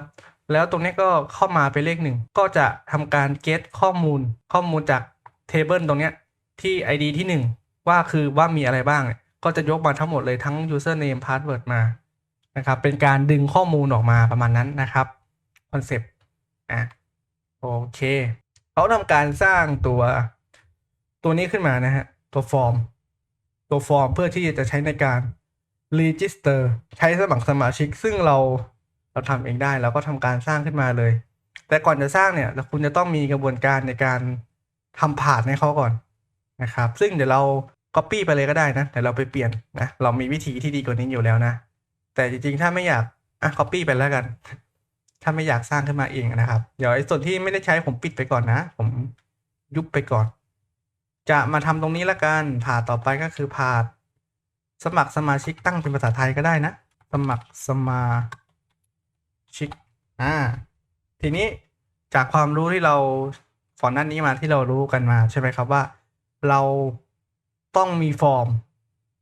เราต้องมีฟอร์มไม่ใช่ว่าเราต้องมีเชิงอะไรเงี้ยเราต้องทำการสร้างฟอร์ม2ฟอร์มนี้ขึ้นมาฟอร์ม password username แล้วก็ password นะครับก็คล้ายๆกับไอ้ตัวนี้เลยนะครับมีฐานข้อมูลแล้วก็ต้องมีฟอร์มแน่นอนครับเราก็ต้องทำการสร้างเลยก็ card form จริงๆทำแบบนี้ก็ได้นะแต่ว่าเขาไม่นิยมกันในการสร้างตัวในการที่จะเขียนตัวคลาสนะครับก็ถ้าต้องการอย่างเช่นผมต้องการให้มันเป็นแบบนี้ใช่ไหม form user อย่างเงี้ยนะครับก็เราสามารถทำแบบนี้ได้เลยจริงๆแล้วทำแบบไหนก็ได้นะแต่ทำแบบนี้แล้วมันจะดูง่ายกว่านะครับแล้วก็ทำไงต่อครับนี่ฟาร์กฟอร์มมาเข้ามาใส่เลยฟาร์กฟอร์มแล้วก็ปิดท้ายด้วยตัวโคลอนนะครับแล้วก็ขึ้นบรรทัดใหม่ก็บรรเลงได้เลยนะครับเดี๋ยวผมให้ตัวAI ช่วยในการเอาโค้ดออกมาให้นะครับจะได้ง่ายสำหรับในการแสดงให้ดูด้วยนะครับก็จะประมาณนี้นะถูกต้องนะก็คือว่าเราจะเช็คแค่ว่าตัวกรอกเข้ามานะครับแต่ต้องกรอกข้อมูลเข้ามานะก็คือว่า data require ข้อมูลตัวนี้จำเป็นต้องกรอกถ้าไม่กรอกก็ให้มัน validate แจ้งเตือนให้เรียบร้อยทั้ง3ตัวนี้นะครับโทษทีเมื่อกี้กดผิดทั้ง2ตัวนี้นะครับแล้วก็ตัวนี้เป็นปุ่ม submit เพื่อเป็นการยืนยันการเข้าสู่ระบบจริงๆแล้วเปลี่ยนตรงนี้เป็นนี่ก็ได้ครับล็อกอินแล้วกันนะล็อกไม่ต้องหรอก เอาอย่างนี้แหละนะครับทีนี้ตอนนี้เราได้แล้วแต่ว่าผมไม่อยากจะเก็บข้อมูลแค่เนี้ยผมอยากจะเก็บข้อมูลเพิ่มเติมอีกผมอาจจะเก็บ อยากจะเก็บเป็นตัวชื่อด้วยชื่อนามสกุลผมต้องการเก็บเป็น first first name first โอเคเท่ากับพี่เกียรติเขียนนะครับให้ AI มาช่วยแต่ผมตรงนี้นะครับอย่างที่บอกไปว่า nullable ก็คือว่าไม่สามารถว่างได้คือผู้ใช้งานเนี่ยคุณไม่สามารถให้ค่าตรงนี้มันว่างได้ก็คือต้องกรอกข้อมูลนะครับต้องกรอกข้อมูลห้ามเป็นค่าว่างเปล่าซึ่งตัว first name เนี่ยผมไม่ใส่ไปเพราะว่าผมบางทีผู้ใช้งานบางคนอาจจะอยากจะใส่ชื่อตัวเองหรือไม่อยากใส่ก็เป็นทางเลือกให้เขานั่นเองจะใส่ก็ได้ไม่ใส่ก็ได้นะครับไม่ได้บังคับตัวนี้ก็เป็น surname เอาเป็น last name แล้วกันนะครับเท่ากับเหมือนข้างบนเลยแค่นี้พอทีนี้สิทธิ์นิดนึงนะสิทธิ์ผมเอาสร้างตัวนี้ขึ้นมาว่าชื่อว่า permission ก็คือสิทธิ์ในการเข้าถึงข้อมูลนะครับหรือว่า row นะครับ row ในการเข้าถึงข้อมูลซึ่งเราจะเก็บข้อมูลเป็นอะไรก็อยู่ที่เราต้องการที่จะเก็บนะครับซึ่งอย่างนี้เลยก็ได้ก็คือผมสร้างตัวแปรชื่อว่า permission admin แล้วกันนะง่ายดีนะครับ permission admin แล้วผมก็จะให้เป็นทีนี้เรามาดูในส่วนของตัว data type นะครับก็จะมีให้เล่นที่เราใช้ตัว data type อยู่ก็จะมีตัว integer มี string นะครับแล้วก็ระบุขนาดว่าจะให้สูงสุดเท่าไหร่แล้วก็ text ธรรมดานั่นคือเป็น long เลยเนี่ยคือได้ไม่จำกัดนะครับตรงนี้นะ text ตรงนี้แล้วก็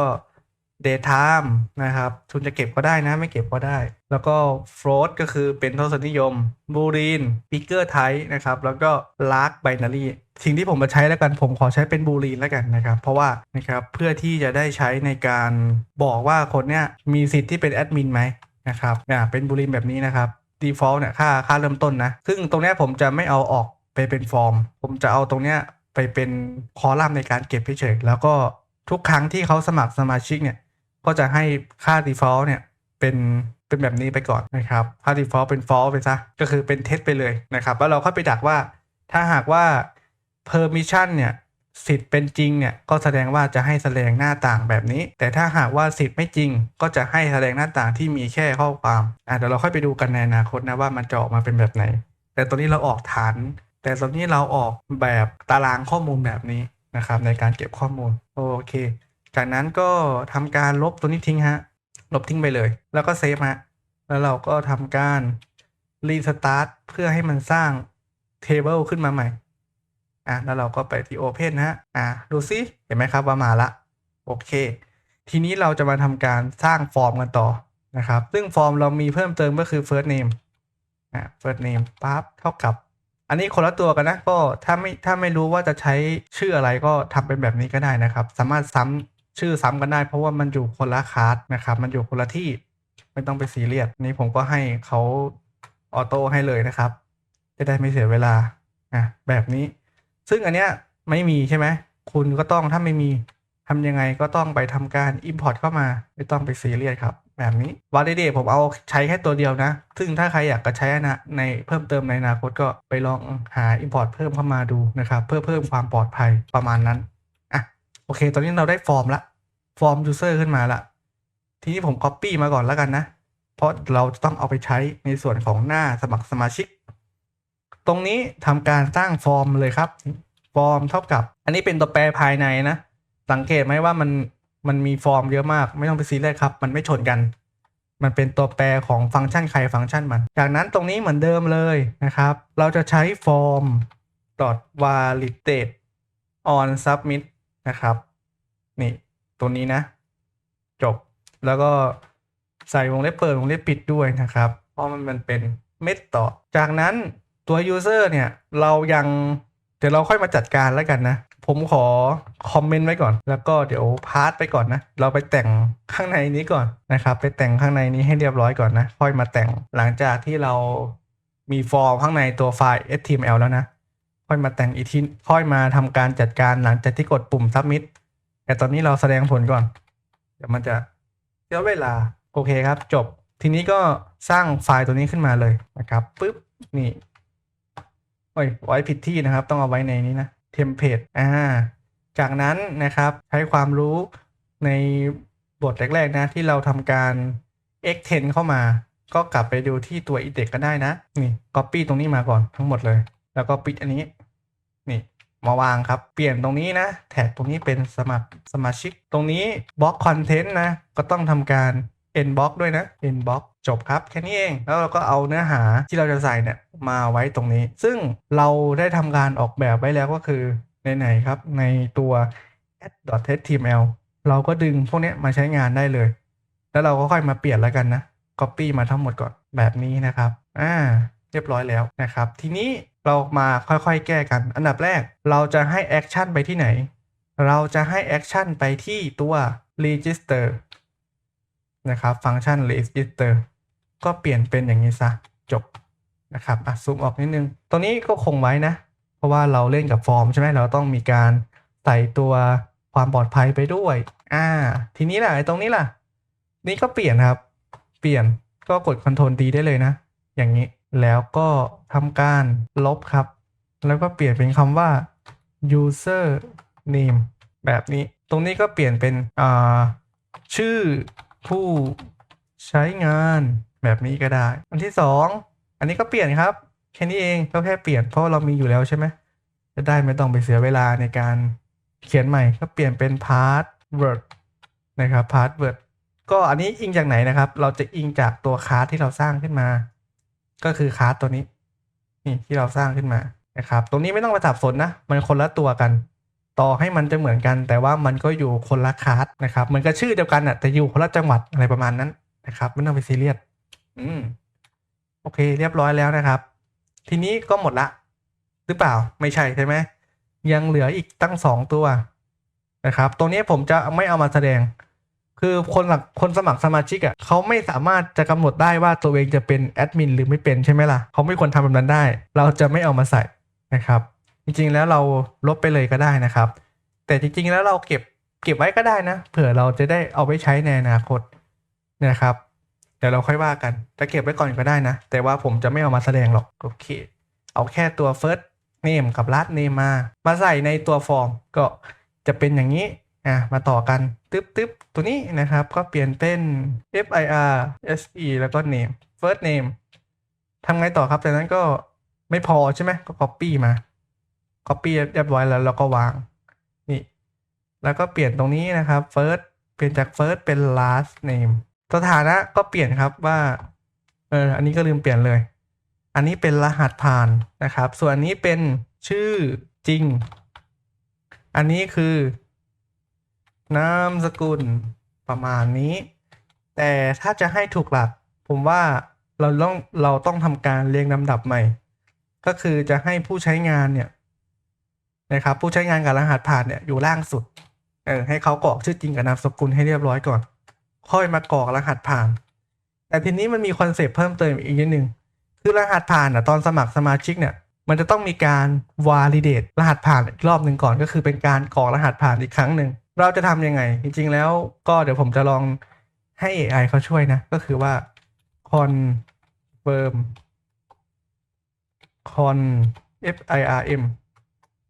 confirm อะไรครับ password แล้วก็ตัว validate เพิ่มเติมนิดนึงไหนๆก็กลับมาแล้วนะตัวสตริงตรงนี้นะเดี๋ยวผมดูก่อนว่ามันต้องเปลี่ยนเป็นคำว่า password field ไหมนะเรามาดูกันนะครับว่าไอตัวฟอร์มมันมีอะไรให้เราเล่นอีกตรงนี้นะ password field จริงด้วยนะครับเราก็เปลี่ยนตรงนี้นะตัวสตริงตัวเนี้ยสตริงตรง password ตรงเนี้ยนะครับเป็นคำว่า password field ซะให้เรียบร้อยแล้วไอ้ตรงนี้ผมจะลองดูอีกทีนึงว่าคราวนี้เขาเพิ่มเติมให้เราแล้วหรือยังโอเคไม่เป็นไรนะเดี๋ยวผมค่อยไปถามตัว ChatGPT อีกทีหนึ่งนะครับว่าผมจะทำการเพิ่ม confirm password ได้ยังไงก็ copy code ไปจากนั้นนะครับเราจะต้องทำการใส่ตัวpassword field แบบนี้นะครับแล้วก็ตั้งชื่อให้เรียบร้อยนะก็เป็น confirm password แล้วกันแล้วก็ validate นะครับแค่นี้ก็ได้แล้วนะแต่ว่ามันจะมีตัวหนึ่งนะครับเราจะเรียกว่า equal to password นะครับก็คือว่าเป็นการเช็คว่าไอตัว confirm password เนี่ยกับไอตัวเนี่ยมันเหมือนกันไหมโดยตรงเนี้ยคือตรงไหนนะครับตรงนี้ก็คือชื่อของ ตัวนี้นั่นเองนะครับก็คือชื่อถ้าผมเดาไม่ผิดนะครับน่าจะเป็นชื่อของตัวนี้นะครับแต่ก็เอาให้มันตรงกันนะครับ2ตัวนี้เพื่อเป็นการป้องกันการเออร์เลอร์นะตรงนี้ไม่ต้องตกใจนะว่าทำไมขึ้นขีดเหลืองเพราะว่าเรายังไม่ได้ import เข้ามาซึ่งมันอยู่ในส่วนของตัว validate ตัวนี้นะนี่ตัว validator มันก็ import เข้ามาซะให้เรียบร้อยจากนั้นกลับมาดูกันต่อ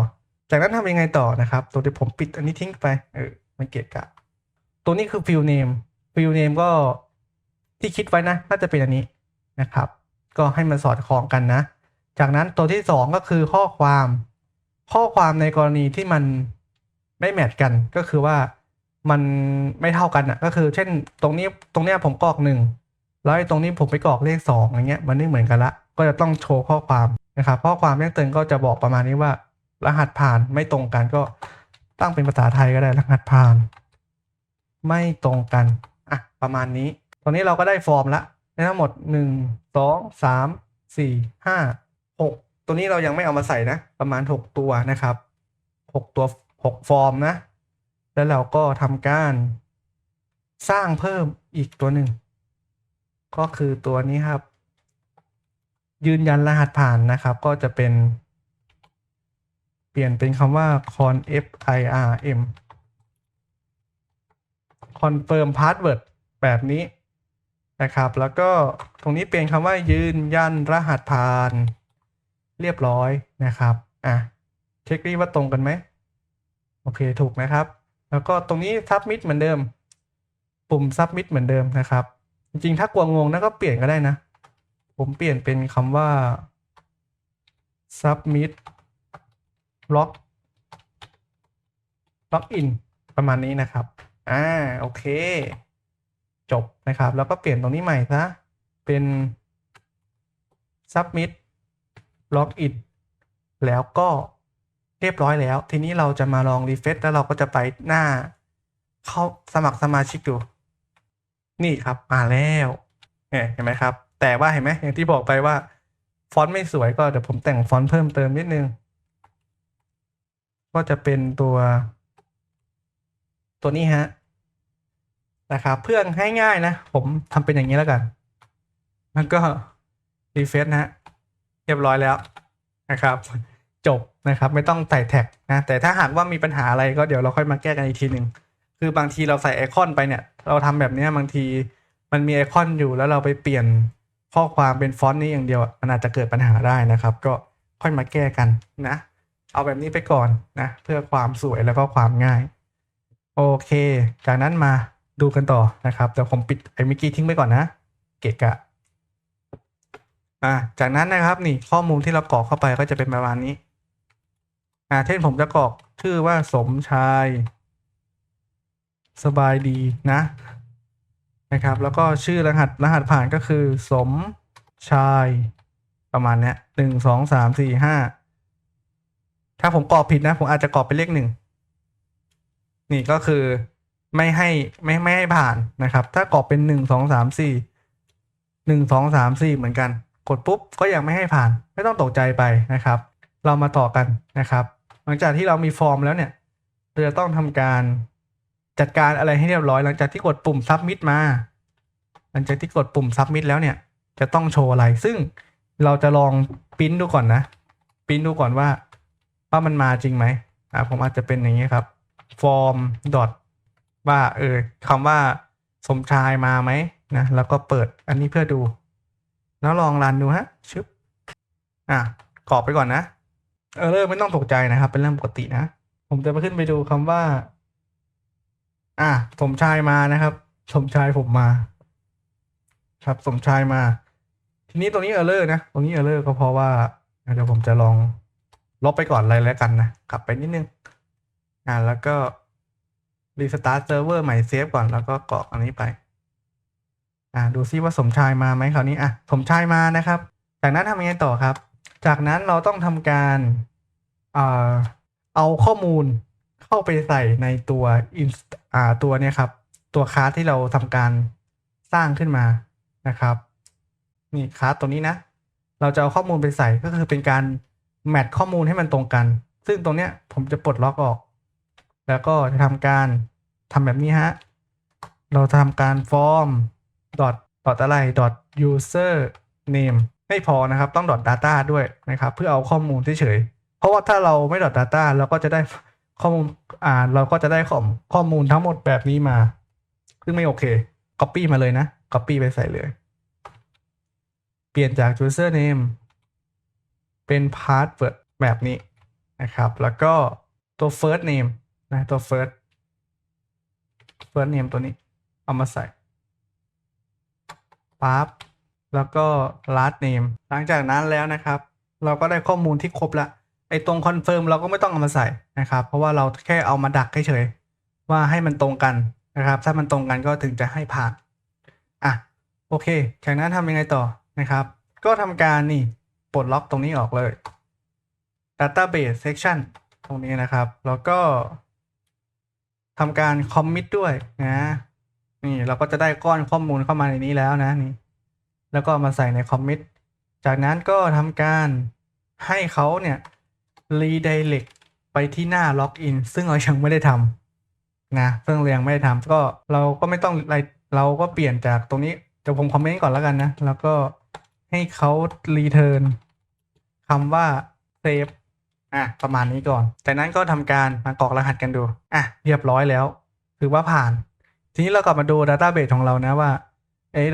ในตัว database ของเราปัจจุบันเนี้ยเป็นยังไงบ้าง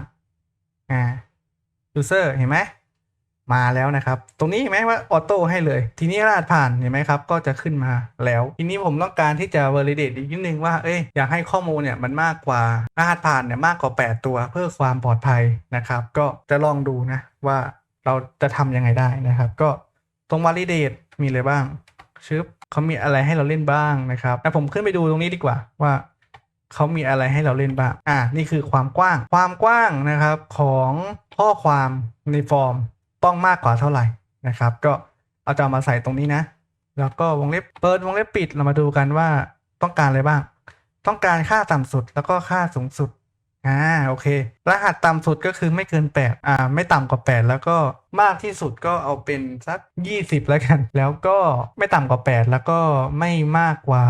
20นะครับแล้วก็ข้อความที่จะต้องการให้โชว์นะครับว่านี่ก็ให้เป็นแบบนี้ซะนะครับทีนี้เรากลับไปลบข้อมูลตรงนี้ทิ้งก่อนนะครับเพราะว่าผมยังไม่ได้ดักว่าถ้าหากว่าข้อมูลตรงผู้ใช้งานเนี่ยเหมือนกันจะทำยังไงนะก็ยังไม่ได้ดักก็ช่างมันไปก่อนนะโอเคครับก็ใส่รหัสผ่าน1 2 3 4พอกดปุ๊บเขาบอกว่าคุณต้องกรอกเลยนะถ้าผมกรอกเป็นเลข1ไม่ผ่านนะครับไม่ผ่านเพราะอะไรเพราะว่ารหัสตัวนี้มันไม่แมทกันถ้าผมกรอกเป็น1 2 3 4 5นะ1 2 3 4 5กดปุ๊บเขาบอกว่าอะไรไอ้ข้อความเนี่ยมันต้องมากกว่า8ตัวนะครับว่าตอนนี้คุณกรอกได้แค่5ตัวประมาณนั้นนะครับโอเคทีนี้เรามากรอกอีก1 2 3 4 5 6 7 8อันนี้กรอกแค่นี้พอนะถ้ากดปุ๊บไม่ผ่านทีนี้ผมจะกรอกให้มันถูกแล้วกันนะคราวนี้ผมกรอก1 ถึง 8นะ1 2 3 4 5 6 7 8กดเพิ่มโทษทีฮะคุณต้องระวังตรงนี้ด้วยนะมันอาจจะมีผลกับอันนี้ได้นะครับกับตัว database การรันโปรแกรมแนะนำว่าให้ทำการเซฟให้เรียบร้อยแล้วก็ทำการโค้ด database ออกก่อนนะครับข้อมูลมันจะได้ไม่ปนกันนี่กรอกใหม่กรอกผิดนะครับกรอกใหม่นี่ครับเรียบร้อยเซฟเรียบร้อยแล้วผมก็ทำการเปิดเพื่อดูผลนะครับแบบนี้มาละเห็นไหมครับก็จะเป็น1 2 3 4 5 6 7 8ก็ยาวขึ้นมาละก็จะดูปลอดภัยขึ้นมานิดนึงแต่ว่าถ้าสมมุติว่าถ้าอย่างเงี้ยผมเป็นแอดมินแล้วผมรู้รหัสผ่านของพวกคุณที่เข้ามาสมัครแล้วความปลอดภัยมันคืออะไรถูกปะครับดังนั้นแล้วเราจะมาทำการเพิ่มความปลอดภัยให้กับรหัสผ่านของผู้ใช้งานเราทำการเข้ารหัสพวกมันนะครับก่อนที่จะทำการเซฟซึ่งเราจะใช้ตัวหนึ่งครับก็คือ Fast Bcrypt นะครับก็ทำการติดตั้งครับ Copy มาเลย Ctrl C ครับแล้วก็ติดตั้งให้เรียบร้อยแล้วค่อยรันใหม่ระหว่างรอติดตั้งนะเราจะมาทำการ Import ตรงนี้รอเลยนะครับโอเคติดตั้งเรียบร้อยแล้วนะผมก็รันเซิร์ฟเลยแล้วครับผมก็จะทำการรันเซิร์ฟเลยนะครับจะได้ไม่ต้อง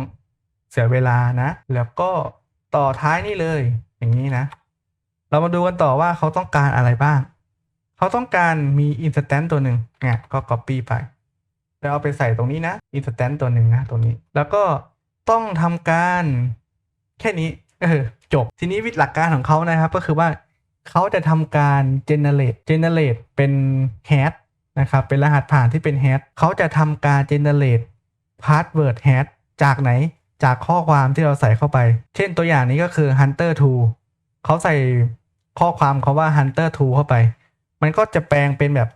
เป็นอย่างเงี้ยสมมตินะอย่างเงี้ยมั่วๆไปเลยนะครับแต่มันก็มีหลักการของเขานะนี่เป็นอย่างนี้แล้วก็จะเอาตัวเนี้ยนะครับไปทำการเช็คว่ารหัสแฮชที่แปลงแล้วเนี่ยกับข้อมูลจริงเนี่ยข้อมูลจริงที่เป็นข้อความแบบเนี้ยตรงกันไหมถ้ามันตรงกันก็จะ return ออกมาเป็น true ซึ่งในการ generate เนี่ยเราจะทำการ decode ให้เป็นตัว UTF-8 ด้วยนะครับเพราะว่าถ้าหากเราไม่ทำแบบนี้เราเอาไปใส่ใน database เนี่ยมันอาจจะมีปัญหาได้นะครับประมาณนั้นนะก็อันดับแรกก็ copy ตรงนี้ไปเลยแล้วกันก็อย่างที่ผมบอกไปว่าผมสามารถเปลี่ยนตรงเนี้ยผมไม่อยากใช้ชื่อตัวเนี้ยเพียวๆใช่ไหมผมอยากจะเข้ารหัสหน่อยใช่ไหมให้มันเป็น secret key หน่อยก็ทำแบบนี้ได้ครับนี่แล้วก็เอาชื่อตัวเนี้ยมาใส่ข้างในซะให้เรียบร้อยแบบนี้จบนะครับตรงนี้มัน error นะถ้า copy มาจากเว็บมันจะ error แบบนี้นะครับก็ได้ละ pattern ทีนี้ผมก็จะ copy pattern นี่แหละเอาไปใช้งานต่อโอเคเรามาเริ่มกันเลยอันดับแรกเลยนะครับตรงเนี้ยจะทำการ generate เนี่ยตอนไหนจะทำการ generate ก็ตอนที่เราสมัครสมาชิกถูกปะนะครับตรงนี้นั่นเองแล้วจะทำยังไงนะครับก็ง่ายมากครับก็ตรงพาสเวิร์ดตรงเนี้ยจากที่คุณจะใส่แบบนี้ตรงๆไปคุณก็เอาไว้ตัวเนี้ยไปครอบซึ่งเดี๋ยวผมจะสร้างตัวแปรแยกออกมาก่อนนะว่าเป็น password for hash แล้วกันนะ for hash อย่างเงี้ยนะตั้งชื่อแบบนี้แล้วก็เอานี้มาใส่รอเลยแล้วก็จะเอาอันเนี้ยออกไปข้างนอก copy ก็คือผมคัดนะผมคัดตรงนี้นะคัดอย่างนี้ก็คือ Ctrl X นะถ้าบางคนแบบบางทีผมเผลอกดไปแล้วผมไม่ใช่บอกก็คือผมกด Ctrl X นะครับ copy แล้วก็ลบไปเลยเพื่อความรวดเร็วแล้วก็เอาไปวางใส่ไว้ตรงนี้จากนั้นเอาพาสเวิร์ดตรงเนี้ยที่เราทำการสร้างตัวแปรเอามาใส่ไว้ในนี้แทนจบแล้วแค่นี้เองง่ายมากนะครับง่ายมากเอาแค่นี้ก่อนนะการเข้ารหัสแต่ตอนเข้าสู่ระบบเราค่อยไปหาวิธีอีกทีหนึ่งว่า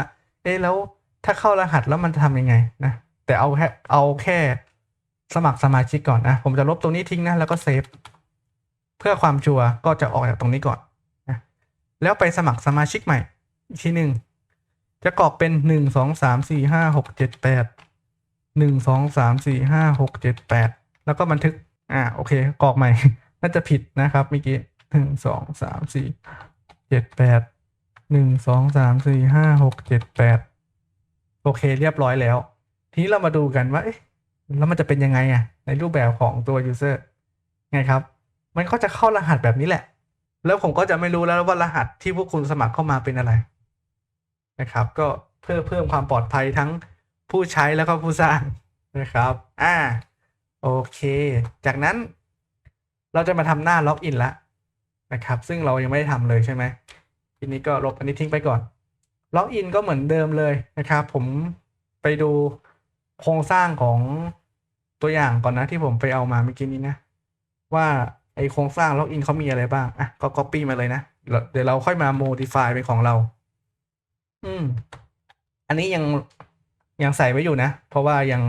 ไอตรงนี้ยังคอมเมนต์ไว้อยู่นะครับเดี๋ยวเรารอสร้างตัวผ่านล็อกอินเสร็จแล้วค่อยปลดล็อกมันตรงนี้ก็จะเป็นเข้าสู่ระบบแล้วตรงเนี้ยปลดล็อกไปละเพราะเรามีตัวนี้แล้วนะอันนี้ลบทิ้งฮะไม่ได้ใช้ไม่อยากใช้ด้วยตรงนี้เหมือนเดิมครับฟอร์ม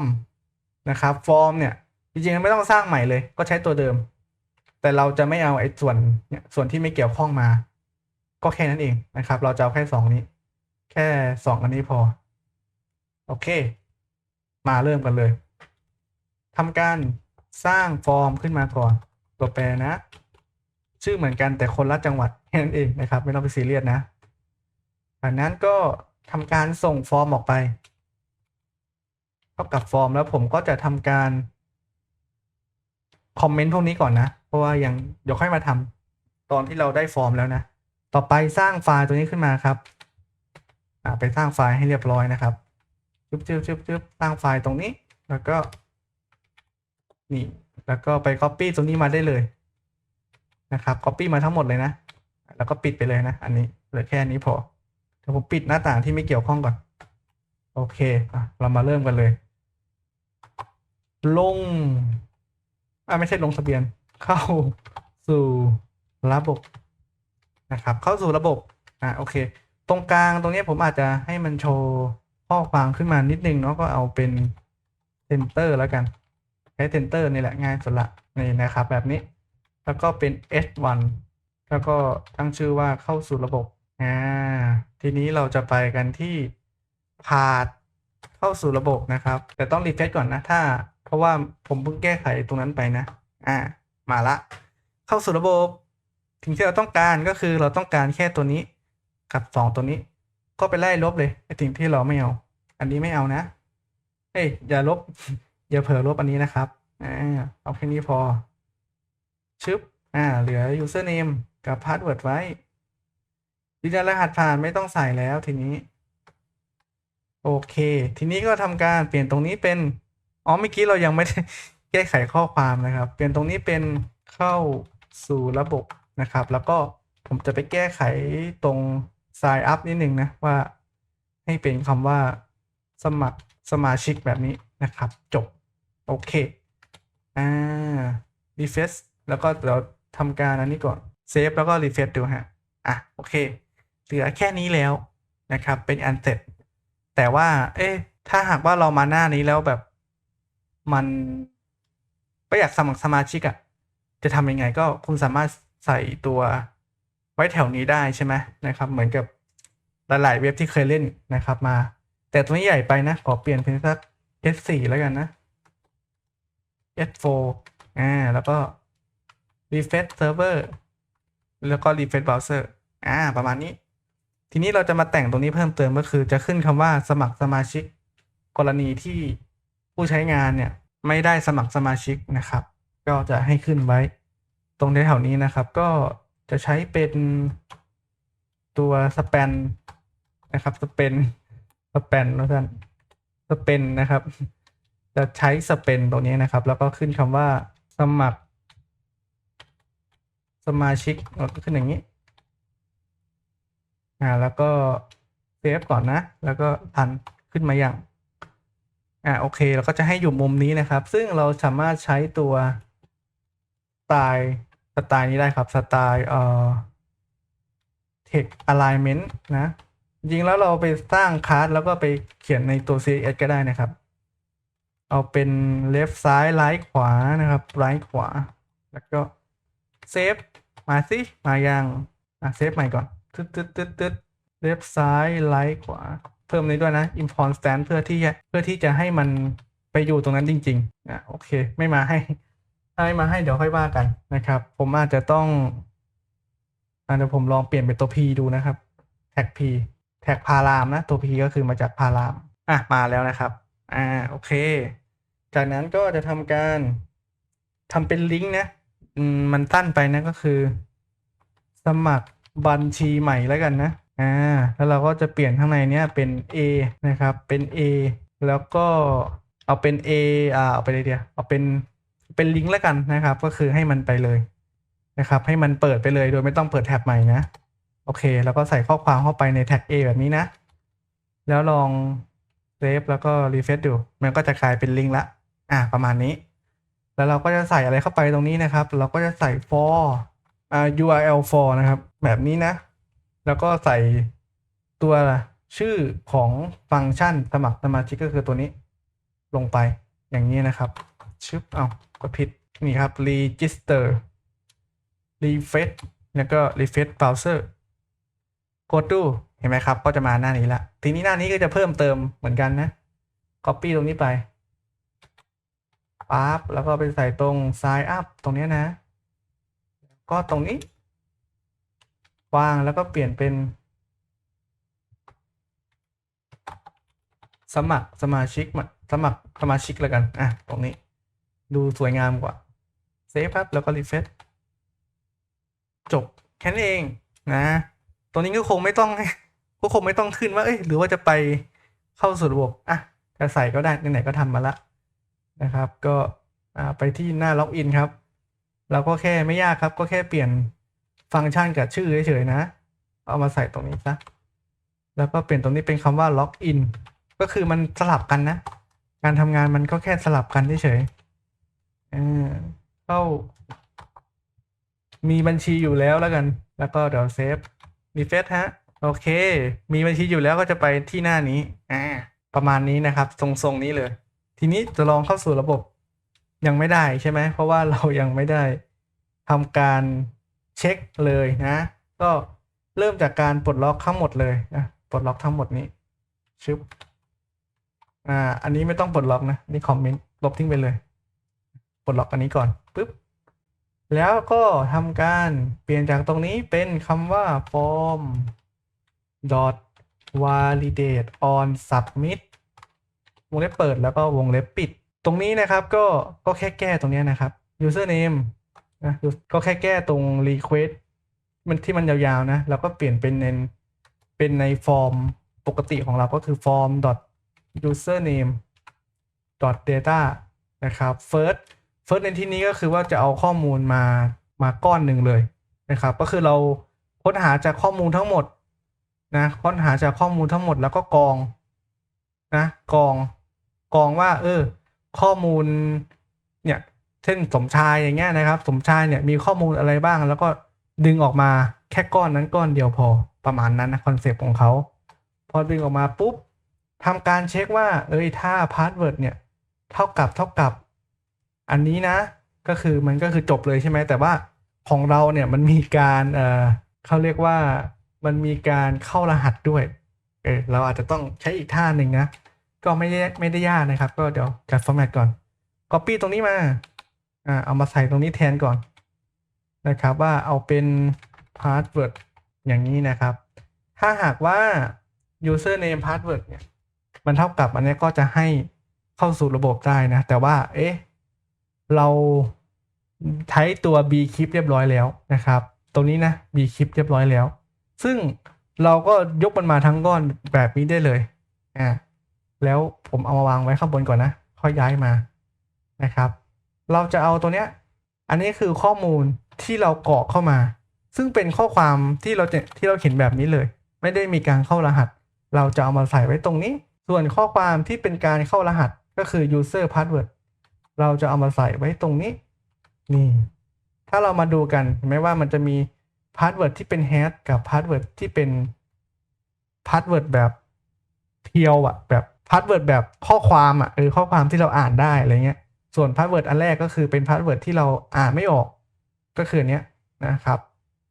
ก็คือพาสเวิร์ดที่อยู่ในฐานข้อมูลประมาณนั้นนะเราก็ทำการลบอันนี้ทิ้งเลยเพราะเรารู้อยู่แล้วว่าอันเนี้ยเขารีเทิร์นออกมาเป็นจริงถ้าหากว่ามันแมทกันถ้าหากว่าไม่แมทกันก็ค่อยว่ากันจะไปทำอะไรนะนี้ส่วนต่อมาเขาบอกว่าฟังก์ชันตัวนี้มันไม่ได้มีการ define เข้ามาแน่นอนครับว่ามันเป็นฟังก์ชันที่เป็นของ library แล้วผมเดาไว้เลยว่ามันก็คือตัวนี้แหละตัวของ login เราก็ทำการใส่เข้ามาแบบนี้จริงๆแล้วมันจะมีอีก2ตัวนะก็คือ login require กับ logout user ซึ่งเดี๋ยวเราค่อยเอาเข้ามาแล้วกันนะเราเอาแค่ login ก่อนค่อยทำปุ่ม logout ถ้าหากว่า login ได้ก็จะให้ไปที่หน้านี้แต่ถ้าหากว่าไม่ได้เราไม่ได้ไปดักว่าจะให้โชว์อะไรนะเอาแค่นี้ก่อนแล้วก็ทำการเซฟนะครับทีนี้รีเฟซผมจะเอาข้อมูลตรงนี้มานะสมชายรหัสถ้าจำไม่ผิดก็จะเป็น1 2 3 4 5 6 7 8แต่ทำไมมันมาหน้านี้ผมคิดว่าน่าจะเป็นตัวแอคชั่นตัวนี้นะครับเห็นไหมว่าล็อกอินตัวแอคชั่นเนี่ยมันเหมือนกันเราลืมเปลี่ยน เราลืมเปลี่ยนนะก็เปลี่ยนจากตรงนี้เป็นล็อกอินให้เรียบร้อยซะนะครับแค่นี้เองแล้วก็กลับไปที่หน้าแรกรีเฟรชก่อนนะผมดูที่ว่าข้อมูลมันโอเคข้อมูลไม่ได้มีอะไรเพิ่มนะก็โอเคอยู่ก็กรอกเข้าสู่ระบบนะก็กะยังไม่ได้รีเฟรชใช่ไหมดูสิรีเฟรชแล้วนะครับเดี๋ยวผมรีเฟรชหน้าต่างนี้ก่อนนะ นะครับเราก็จะทำการใส่1 2 3 4 5 6 7 8เข้าไปปุ๊บไม่ได้นะครับที่ไม่ได้ก็น่าจะเพราะว่าในส่วนของตัวที่เป็นตัวเนี้ยนะครับตัวคาร์ดตัวเนี้ยนะควรต้องแยกกันนะก็ถ้าแยกก็แยกนะครับก็เดี๋ยวผมจะเปลี่ยนฟอร์มตรงนี้เป็นชื่อใหม่แล้วกันนะเป็นฟอร์ม user ฟอร์มนี้ดีกว่าครับ register user แล้วกันนะครับส่วนอีกอันนึงก็ copy มาทั้งหมดเลยนะครับแล้วก็เปลี่ยนเป็น form login user แล้วตรงนี้จะไปไล่เปลี่ยนนะครับทั้งหมดเลยนะนี่ตัวนี้มันที่ error เปลี่ยนเป็นแบบนี้ทั้งหมดเลยอันนี้ไม่ต้องเปลี่ยนเป็นอันนี้เปลี่ยนเป็นแค่ตัว login นะครับโอเคในส่วนของ login เนี่ยที่มันไม่ได้เพราะว่ามันมีการใช้ตัว confirm ตัวนี้นะครับตัว confirm ตัวนี้นะ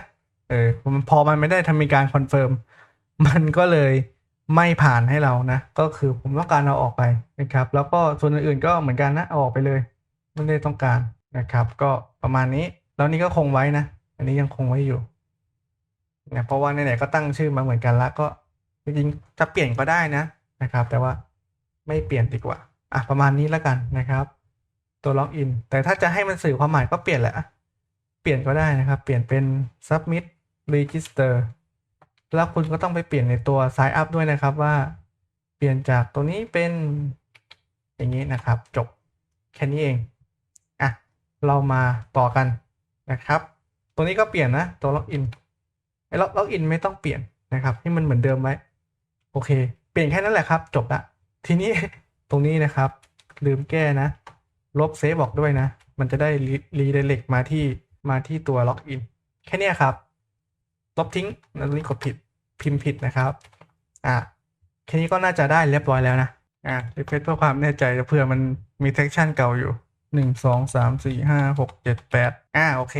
ตรงนี้ก็เรียบร้อยแล้วนะครับคือถ้าหากว่ามันยังไม่ได้ก็ลองเคลียร์ section ทิ้งนะครับหรือว่าไม่ก็กดตัว Ctrl Shift R ก็ได้ถ้ามันไม่ได้ก็ทำการกด Ctrl Shift R อย่างเงี้ยนะครับแล้วก็กรอบไปใหม่เรียบร้อยแล้วนะครับแต่ว่าเรายังไปหน้าตรงนี้ได้อยู่นะครับหน้าตรงนี้ได้อยู่นะซึ่งมันก็มีการล็อกอินอยู่แต่ตอนเนี้ยเราสามารถไปแต่งอะไรได้บ้างผมสามารถไปแต่งในตัว index ได้นะครับคือตรงนี้เดี๋ยวผมจะไปเพิ่มนะเพื่อจะให้ดูว่าล็อกอินกับไม่ล็อกอินต่างกันยังไงอันนี้ปิดทิ้งไปก่อนปึ๊บเราก็จับตัว B ขึ้นมาแล้วก็จะทำการเปิดตัว Explorer ขึ้นมาแล้วไปที่ index ครับแล้วก็ล่างสุดตรงนี้นะแถวๆนี้แล้วกันนะผมจะเพิ่มตรงนี้เข้าไปว่าเข้าสู่ระบบหรือยังกับไม่เข้าสู่ระบบเป็นยังไงนะครับก็ลบอันนี้ทิ้งก็ให้ขึ้นแค่ตัวนี้นะครับก็คือให้มันไปอยู่หน้าแรกหน้า index เห็นไหมครับผมยังไม่ได้ restart server ขออภัยฮะนะครับถ้าหากว่ายังไม่เข้าสู่ระบบก็จะขึ้นข้อความนี้แต่ถ้าหากว่าผมเข้าสู่ระบบแล้วนะเส้นสมชายกรอกต้องรีเซ็ตอันนี้อีกเคลียร์ก่อนนะเคลียร์ให้มันโล่งๆอันนี้คือผมเข้าสู่ระบบแล้วอันนี้คือหน้าก่อนที่ยังไม่ได้เข้าสู่ระบบนะครับก็ทำการรีเซ็ตดูเห็นไหมครับว่าตอนนี้เข้าสู่ระบบเรียบร้อยแล้วทีนี้เราจะทำปุ่มหนึ่งก็คือปุ่มที่ใช้ในการล็อกเอาท์ด้วยเพราะว่าเรายังไม่ได้มีการล็อกเอาท์ใช่ไหมนะครับเราก็ต้องสร้างผ่านตัวนี้ขึ้นมานี่เพื่อที่จะใช้ในการล็อกเอาท์นะครับก็ copy มาเลยนะ copy จากตรงเมื่อกี้นี้มาเลยซึ่งเดี๋ยวทั้งหมดทั้งมวลก็จะแปะไว้ให้ในใต้คลิปนะครับหรือใครจะเอาไปดูต่อตรงนี้ก็จะเป็นล็อกเอาท์ก็เปลี่ยนเป็นคำว่าออกจากระบบนะครับล็อกเอาท์ username ตรงนี้ก็ต้อง import เข้ามาด้วยตรงนี้นะชึบล็อกเอาท์ username แต่ว่าเอาแค่ชื่อมานะไม่ต้องเอาวงเล็บเปิดวงเล็บปิดมานะครับตามนี้เรียบร้อยแล้วนะครับแล้วเราก็จะไปที่ index นะแล้วเราจะมีปุ่มถ้าหากว่าเข้าสู่ระบบแล้วคุณจะเห็นปุ่มอันนี้คุณจะเห็นปุ่มเห็นว่ามันมีการดักตรงนี้นะครับก็คือใช้ตัว current user ซึ่งตรงนี้เราสามารถเอาข้อมูลเรามาโชว์ได้นะเช่นข้อมูลของ username อย่างเงี้ย username แบบนี้นะครับแล้วก็ผมจะตั้งปุ่มขึ้นมาแบบง่ายๆนะเอาเป็นตัว ลิงก์แล้วกันนะลิงก์เพื่อที่จะทำการ URL for นะครับ URL for logout นะครับแบบนี้นะแล้วก็ refresh server แล้วก็นะครับต้องเข้าสู่ระบบก่อนนะกลับไปที่หน้าเมื่อกี้นี้ refresh ให้ดีๆก่อนมันชอบไม่เข้าสู่ระบบให้นะครับcurrent user โทษทีฮะเมื่อกี้ตรงนี้นะครับก็ต้องใส่อันนี้ด้วยปีกาเปิดปิด2 อันนะดับเบิลปีกาอย่างนี้โอเคต้อง refresh server ด้วยนะครับแล้วก็เข้าสู่ระบบใหม่จริงมันก็ค่อนข้างจะยากนะตรงนี้นะก็1 2 3 4 5 6 7 8 1 2 3 4 5 6 7 8ภาษาไทย1 2 3 4 5 6 7 8สมชายนะครับขึ้นมาแล้วคำว่าสมชายนะครับแล้วก็ผมยังไม่ได้เพิ่มข้อความคำว่าออกจากระบบนะครับแบบนี้ไม่เป็นไรเซฟใหม่ฮะเปลี่ยนภาษาไทยก่อนปึ๊บเข้าสู่ระบบปึ๊บเคลียร์เซสชันแล้วนะน่าจะเคลียร์แล้วล่ะโอเคได้ละเห็นไหมครับถ้าออกจากระบบปุ๊บนี่ก็จะขึ้นอย่างนี้นะครับประมาณนี้นะครับในการออกจากระบบทีนี้มันจะต้องผมจะไปดักอีกนิดนึงนะครับว่าถ้าหากว่าตรงนี้เราได้ปุ่มออกจากระบบแล้วนะครับเราค่อยมาแต่งให้มันสวยงามทีนี้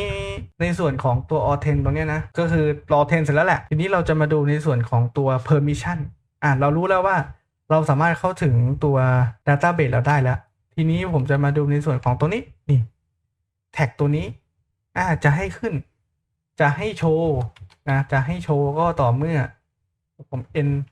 if ได้เลยจะให้โชว์ก็ต่อเมื่อ permission ใช่ไหมดูก่อนจำชื่อไม่ได้ permission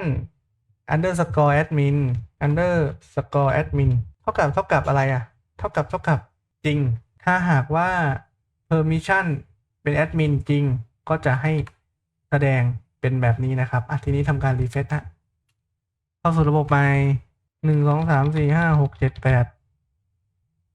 นะครับเห็นไหมว่า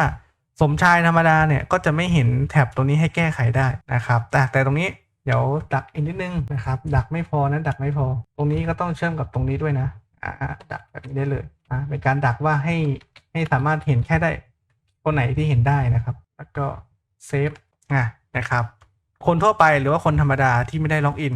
ก็จะไม่เห็นเหมือนกันคนที่จะเห็นได้ก็คือคนที่มีสิทธิ์เป็นแอดมินก็จะเห็นตรงนี้ได้นะครับตรงนี้นะได้โอเคทีนี้เรากลับไปที่หน้าเข้าสู่ระบบแต่ก่อนผมจะสมัครสมาชิกตัวหนึ่งขึ้นมาตั้งชื่อว่าแอดมินแล้วกันแอดมินและแอดมินรหัสผ่านก็แอดมินรหัสผ่านก็เป็นแอดมิน1 2 3 4นะครับแอดมิน1 2 3 4แล้วก็สมัครสมาชิกครับเรียบร้อยข้อมูลมายังมาดูซิข้อมูลมาแล้วทีนี้ผมจะเปลี่ยนข้อมูลตรงนี้เป็น to apply ครับก็คือคนนี้เป็นแอดมินคนนี้มีสิทธิ์เป็นแอดมินละแอดมิน1 2 3 4นะครับทีนี้เรามารีเฟรชดูก่อนดีว่าผมยังไม่ได้เซฟข้อมูลโทษทีฮะเก็บกลับไปก่อนกลับไปหน้าต้องออกจากระบบก่อนนะครับปึ๊บกลับไปหน้านี้โอเคแอดมินกรอกข้อมูลเข้าไปปั๊บก็จะมีข้อมูลแต่ผู้ใช้งานทั่วไปเราจะเปิดแท็บขึ้นมาใหม่นะครับเห็นไหมครับว่านี่คือแท็บแบบไม่ระบุตัวตนก็จะไม่มีให้กรอกได้คนที่กรอกได้ก็คือคนที่เป็นแอดมินอันนี้ถ้าผมรีเฟรชไปก็จะหายก็จะมาเพราะว่าเราเข้าสู่ระบบด้วยแอดมินถ้าออกจากระบบก็จะหายไปแบบนี้แค่นี้เองนะครับนี่คือคอนเซปต์ในการเช็คตัว authent แต่ว่ามันจะมีปัญหาอยู่ว่าถ้าหากว่าผมรีเฟรชก่อนนะแล้วผมไปเข้าสู่ระบบนะเข้าสู่ระบบใหม่แล้วผมกลับไปที่หน้าเข้าสู่ระบบผมก็ยังจะเข้าได้นะครับเราก็จะไปดักเพิ่มเติมอีกว่านะครับถ้าหากว่าเขาทำการล็อกอินแล้วเนี่ยก็จะไม่ให้โชว์หน้านี้นะครับซึ่งเราสามารถไปดักได้จากตรงนี้ครับตรงล็อกอินตรงนี้ได้เลยทีนี้เราก็จะมาดักกันนะครับอันดับแรกเนี่ยเราก็จะใช้ในแพทเทิร์นเดียวกับตัวนี้เลยครับตัวนี้เลยนะเราจะทำการ import ตัว current user เข้ามาเพราะว่ามันจะใช้งานไม่ได้ถ้าหากว่าเราไม่ได้ import เข้ามานะครับก็ไปที่ตัว login ตัวนี้ฮะแล้วก็ปิดตัวนี้ทิ้งก่อนนะที่ไม่ได้ใช้คุณจะได้มองเห็นกันแบบชัดๆแบบนี้แล้วก็เอาตัวเนี่ยมาเช็คในไหนก็คือเราสามารถเช็คในตรงนี้ได้เลยมันจะได้ไม่ต้องไปลกในตัวนี้มากนะตัว HTML ผมไม่อยากอะไรที่มันสามารถทำแบบนี้ได้ก็ให้ทำแบบนี้ไปเลยนะครับแล้วก็ท ช็คเลยว่าจริงๆแล้วเราเช็คอันแรกสุดเลยนะลำดับความสำคัญแรกสุดเลยถ้าหากว่า current นะครับ current user authenticated นะครับก็จะให้ return ไปที่ home only เลยนะครับเท่านั้นนะต้อง return ไปที่ข้างหน้านั้นเท่านั้นนะครับเพื่อเป็นการไล่ไม่ให้เขามาที่หน้าตัวนี้นะแต่ถ้าหากว่าไม่ใช่ก็ให้มาที่ login ตอนนี้ใช่ไหมดูซิตอนนี้ไม่ใช่นะก็ผมจะเข้าสู่ระบบ login admin แล้วกันเข้าสู่ระบบผมกลับมาหน้านี้ยังได้อยู่นะถ้าผม refresh ปุ๊บไม่ได้แล้วกลับไปใหม่นะครับหน้านี้เหมือนกันหน้านี้ก็ต้องดักนะครับก็ทำเหมือนกันเลยนะครับหน้านี้ก็เหมือนกันเลยนะครับก็เอาไว้อย่างนี้แล้วกันจริงๆเราไว้ตรงไหนก่อนก็ได้นะแต่ว่าเพื่อความเป็นระเบียบแบบนี้ละกันแล้วก็ refresh ไม่ได้นะเพราะว่าเรา refresh server แล้วสมชายแล้วกันโอเคเรากลับไปที่หน้านี้ refresh เรากลับไปหน้านี้ล่ะเหมือนกันนะครับหน้านี้ล่ะปั๊บเหมือนกันนะครับเหมือนกันเลยเราจะไม่ให้ทำงานนะครับตราบใดที่เขายังไม่ออกจากระบบถ้าออกจากระบบเราถึงจะให้คุณมีอิสระในการเข้าสู่ระบบนะครับในการเข้าสู่ระบบได้นะก็เช่นเข้านี่แบบนี้นะครับอันนี้คือคอนเซปต์นะเพื่อเป็นการป้องกันอะไรเล็กๆน้อยๆเราจะมาแต่งให้มันดูสวยงามกว่านี้นิดนึงนะผมอาจจะมาใช้ในส่วนของตรงนี้จะทำเป็นให้โชว์ชื่อตรงนี้นะก็มาดูกันเลยทำยังไงนะครับก็ในส่วนของตัวหน้าแรกนะผมจะไปดูก่อนว่าไอโครงสร้างของตัวนี้มันคืออะไรนะเราก็จะมาดูกันในส่วนของเบสนะครับเบสตัวนี้นะแล้วก็จะให้โชว์จริงๆแล้วมันอยู่ข้างบนหมดแล้วนะถ้าหากว่าเราไม่ทำเป็น responsive นะครับโอเคจริงๆแล้วถ้าผมไม่ซ่อนมันก็จะดูรกมากเลยใช่ปะผม reset server ก่อนนะปึ๊บมันก็จะดูรกมากเลยนะก็ ก็ไม่เป็นไรนะจะอาจจะซ่อนแค่บางอย่างนะซ่อนแค่ในส่วนของตรงนี้แหละแต่ถ้าหากว่าอันอื่นๆก็จะไม่ซ่อนนะครับก็copy ตรงนี้มาแล้วก็ลบให้เหลือแค่บางอันไว้เป็นตัวเทมเพลตเฉยๆนะโอเคเอาแค่อันเดียวพอแล้วเราก็จะเอาอันนี้ไปไว้ทางขวาใช่ไหมเล็บซ้ายไลท์ขวานะครับแล้วก็ reset server ดูซิมาเป็นยังไงโอเคมาละนี่เราจะเอามาโชว์ตรงนี้นะชื่อนะครับชื่อเราจะเอามาแสดงตรงนี้ซึ่งตรงนี้เราจะทำการก็คือจะให้มันโชว์ก็ต่อเมื่อทำการดักครับว่า current นะครับโทษทีฮะต้องเป็น if นะครับ if แบบนี้นะ if แล้วก็ end if มันมี if ข้างล่างดักด้วยนะก็อันนี้ผมคงจะไม่ได้ใช้ทำอะไรนะคลาสตัวนี้ก็ไม่ต้องนะครับไม่ต้องมาเอาแค่นี้พอแล้วก็ต้องการที่จะโชว์เฉยๆนะว่าถ้าผู้ใช้งานเนี่ย current ตัว current เนี่ยมันเท่ากับมัน authent นะก็จะให้ตรงกลางตัวเนี้ยขึ้นว่าตัวนี้ครับนี่ขึ้น username แบบนี้แต่ถ้าหากว่าไม่ใช่นะครับถ้าหากว่าไม่ใช่ก็จะให้ขึ้นเป็นลิงก์แล้วกันนะเป็นแพทเทิร์นข้างบนขึ้นเป็นลิงก์ให้ไปที่ขึ้นเป็นลิงก์ให้ไปที่อันนี้ลบทิ้งไปเลยนะไม่ได้ใช้หรอกตัวนี้ลบไปตัวนี้ลบไปชึบแบบนี้นะเอาให้เหลือแค่นี้ก็พอนะครับใช้แค่ตัวนี้ตัด format ดีๆก่อนนะโอเคครับประมาณนี้เดี๋ยวปิดอันนี้ทิ้งก่อนแล้วก็ให้ทำการขึ้นคำว่าเข้าสู่ระบบแล้วก็ตรงนี้ก็เปลี่ยนไปเหมือนกันเลยโทษทีฮะ ฟังก์ชันเราเป็นภาษาไทยแล้วก็คือ login save refresh server โอเคมาแล้วกดปุ๊บนี่จริงหน้านี้ก็ไม่ควรจะต้องแสดงแล้วก็เช็คด้วยเมื่อกี้เรามีเล้าผ่านเรามีให้ใช้ละก็คือไอ้ตัวนี้ใช่ไหมนี่ตัวนี้ก็สามารถใช้งานได้ใช่ไหมว่าไอ้ตัวเนี้ยเนี่ยไอ้ตัวนี้เนี่ยต้องไม่เท่ากับต้องไม่เท่ากับ login นะนะครับแล้วก็ end if ด้วยนะแล้วก็ refresh จึ๊บถ้าไปหน้าอื่นหน้าอื่นก็มีนะแต่ถ้าเป็นหน้าเข้าสู่ระบบก็จะไม่โชว์นี่คือเป็นการดักนะครับเพื่อเพิ่มความ สะดวกสบายให้กับผู้ใช้งานในการเข้าใช้งานเราแล้วตรงนี้เราจะเอาทิ้งเลยนะเราจะเอาทิ้งนะครับเราก็จะเอาทิ้งก็ผมจะไปที่ตรงนี้เพราะเรารู้หลักการในการทำแล้วใช่ปะแต่ว่าเราจะเอาตรงนี้เก็บไว้ก่อนไม่ต้องหรอกเราจำผ่านได้อยู่โอเคแค่นี้นะครับถ้าผมกดเข้าสู่ระบบปุ๊บเดี๋ยว refresh server ก่อนสมชายนะครับจริงๆแล้วเนี่ยมันก็ไม่ควรจะต้องขึ้นตอนที่เราเข้าสู่ระบบแล้วด้วยก็ไปดักต่อครับว่าอันนี้แล้วก็ตัวถ้าหากว่า current เท่ากับตัวนี้ฮะ not ต้องขึ้นคำว่า not ไปนะครับอย่างนี้เข้าสู่ระบบใหม่อีกรอบหนึ่งก่อนสักครู่ฮะขึ้นมาละนะแต่ว่าเราอาจจะให้ขึ้นคำว่าอันนี้ด้วยให้ขึ้นคำว่าออกจากระบบให้ด้วยนะครับก็ทำได้นะก็โดยการที่เราจะเขียนมันตรงไหนดีตรงนี้แล้วกันนะเพิ่มอีกตัวหนึ่งก็คือนี่ครับเขาทำมาให้เราแล้วเราเซฟrefresh เข้าสู่ระบบดูครับสมชายนี่ครับจบสวยงามแล้วแค่นี้เองเข้าสู่ระบบเป็นแอดมินนี่ครับก็ประมาณนี้ครับ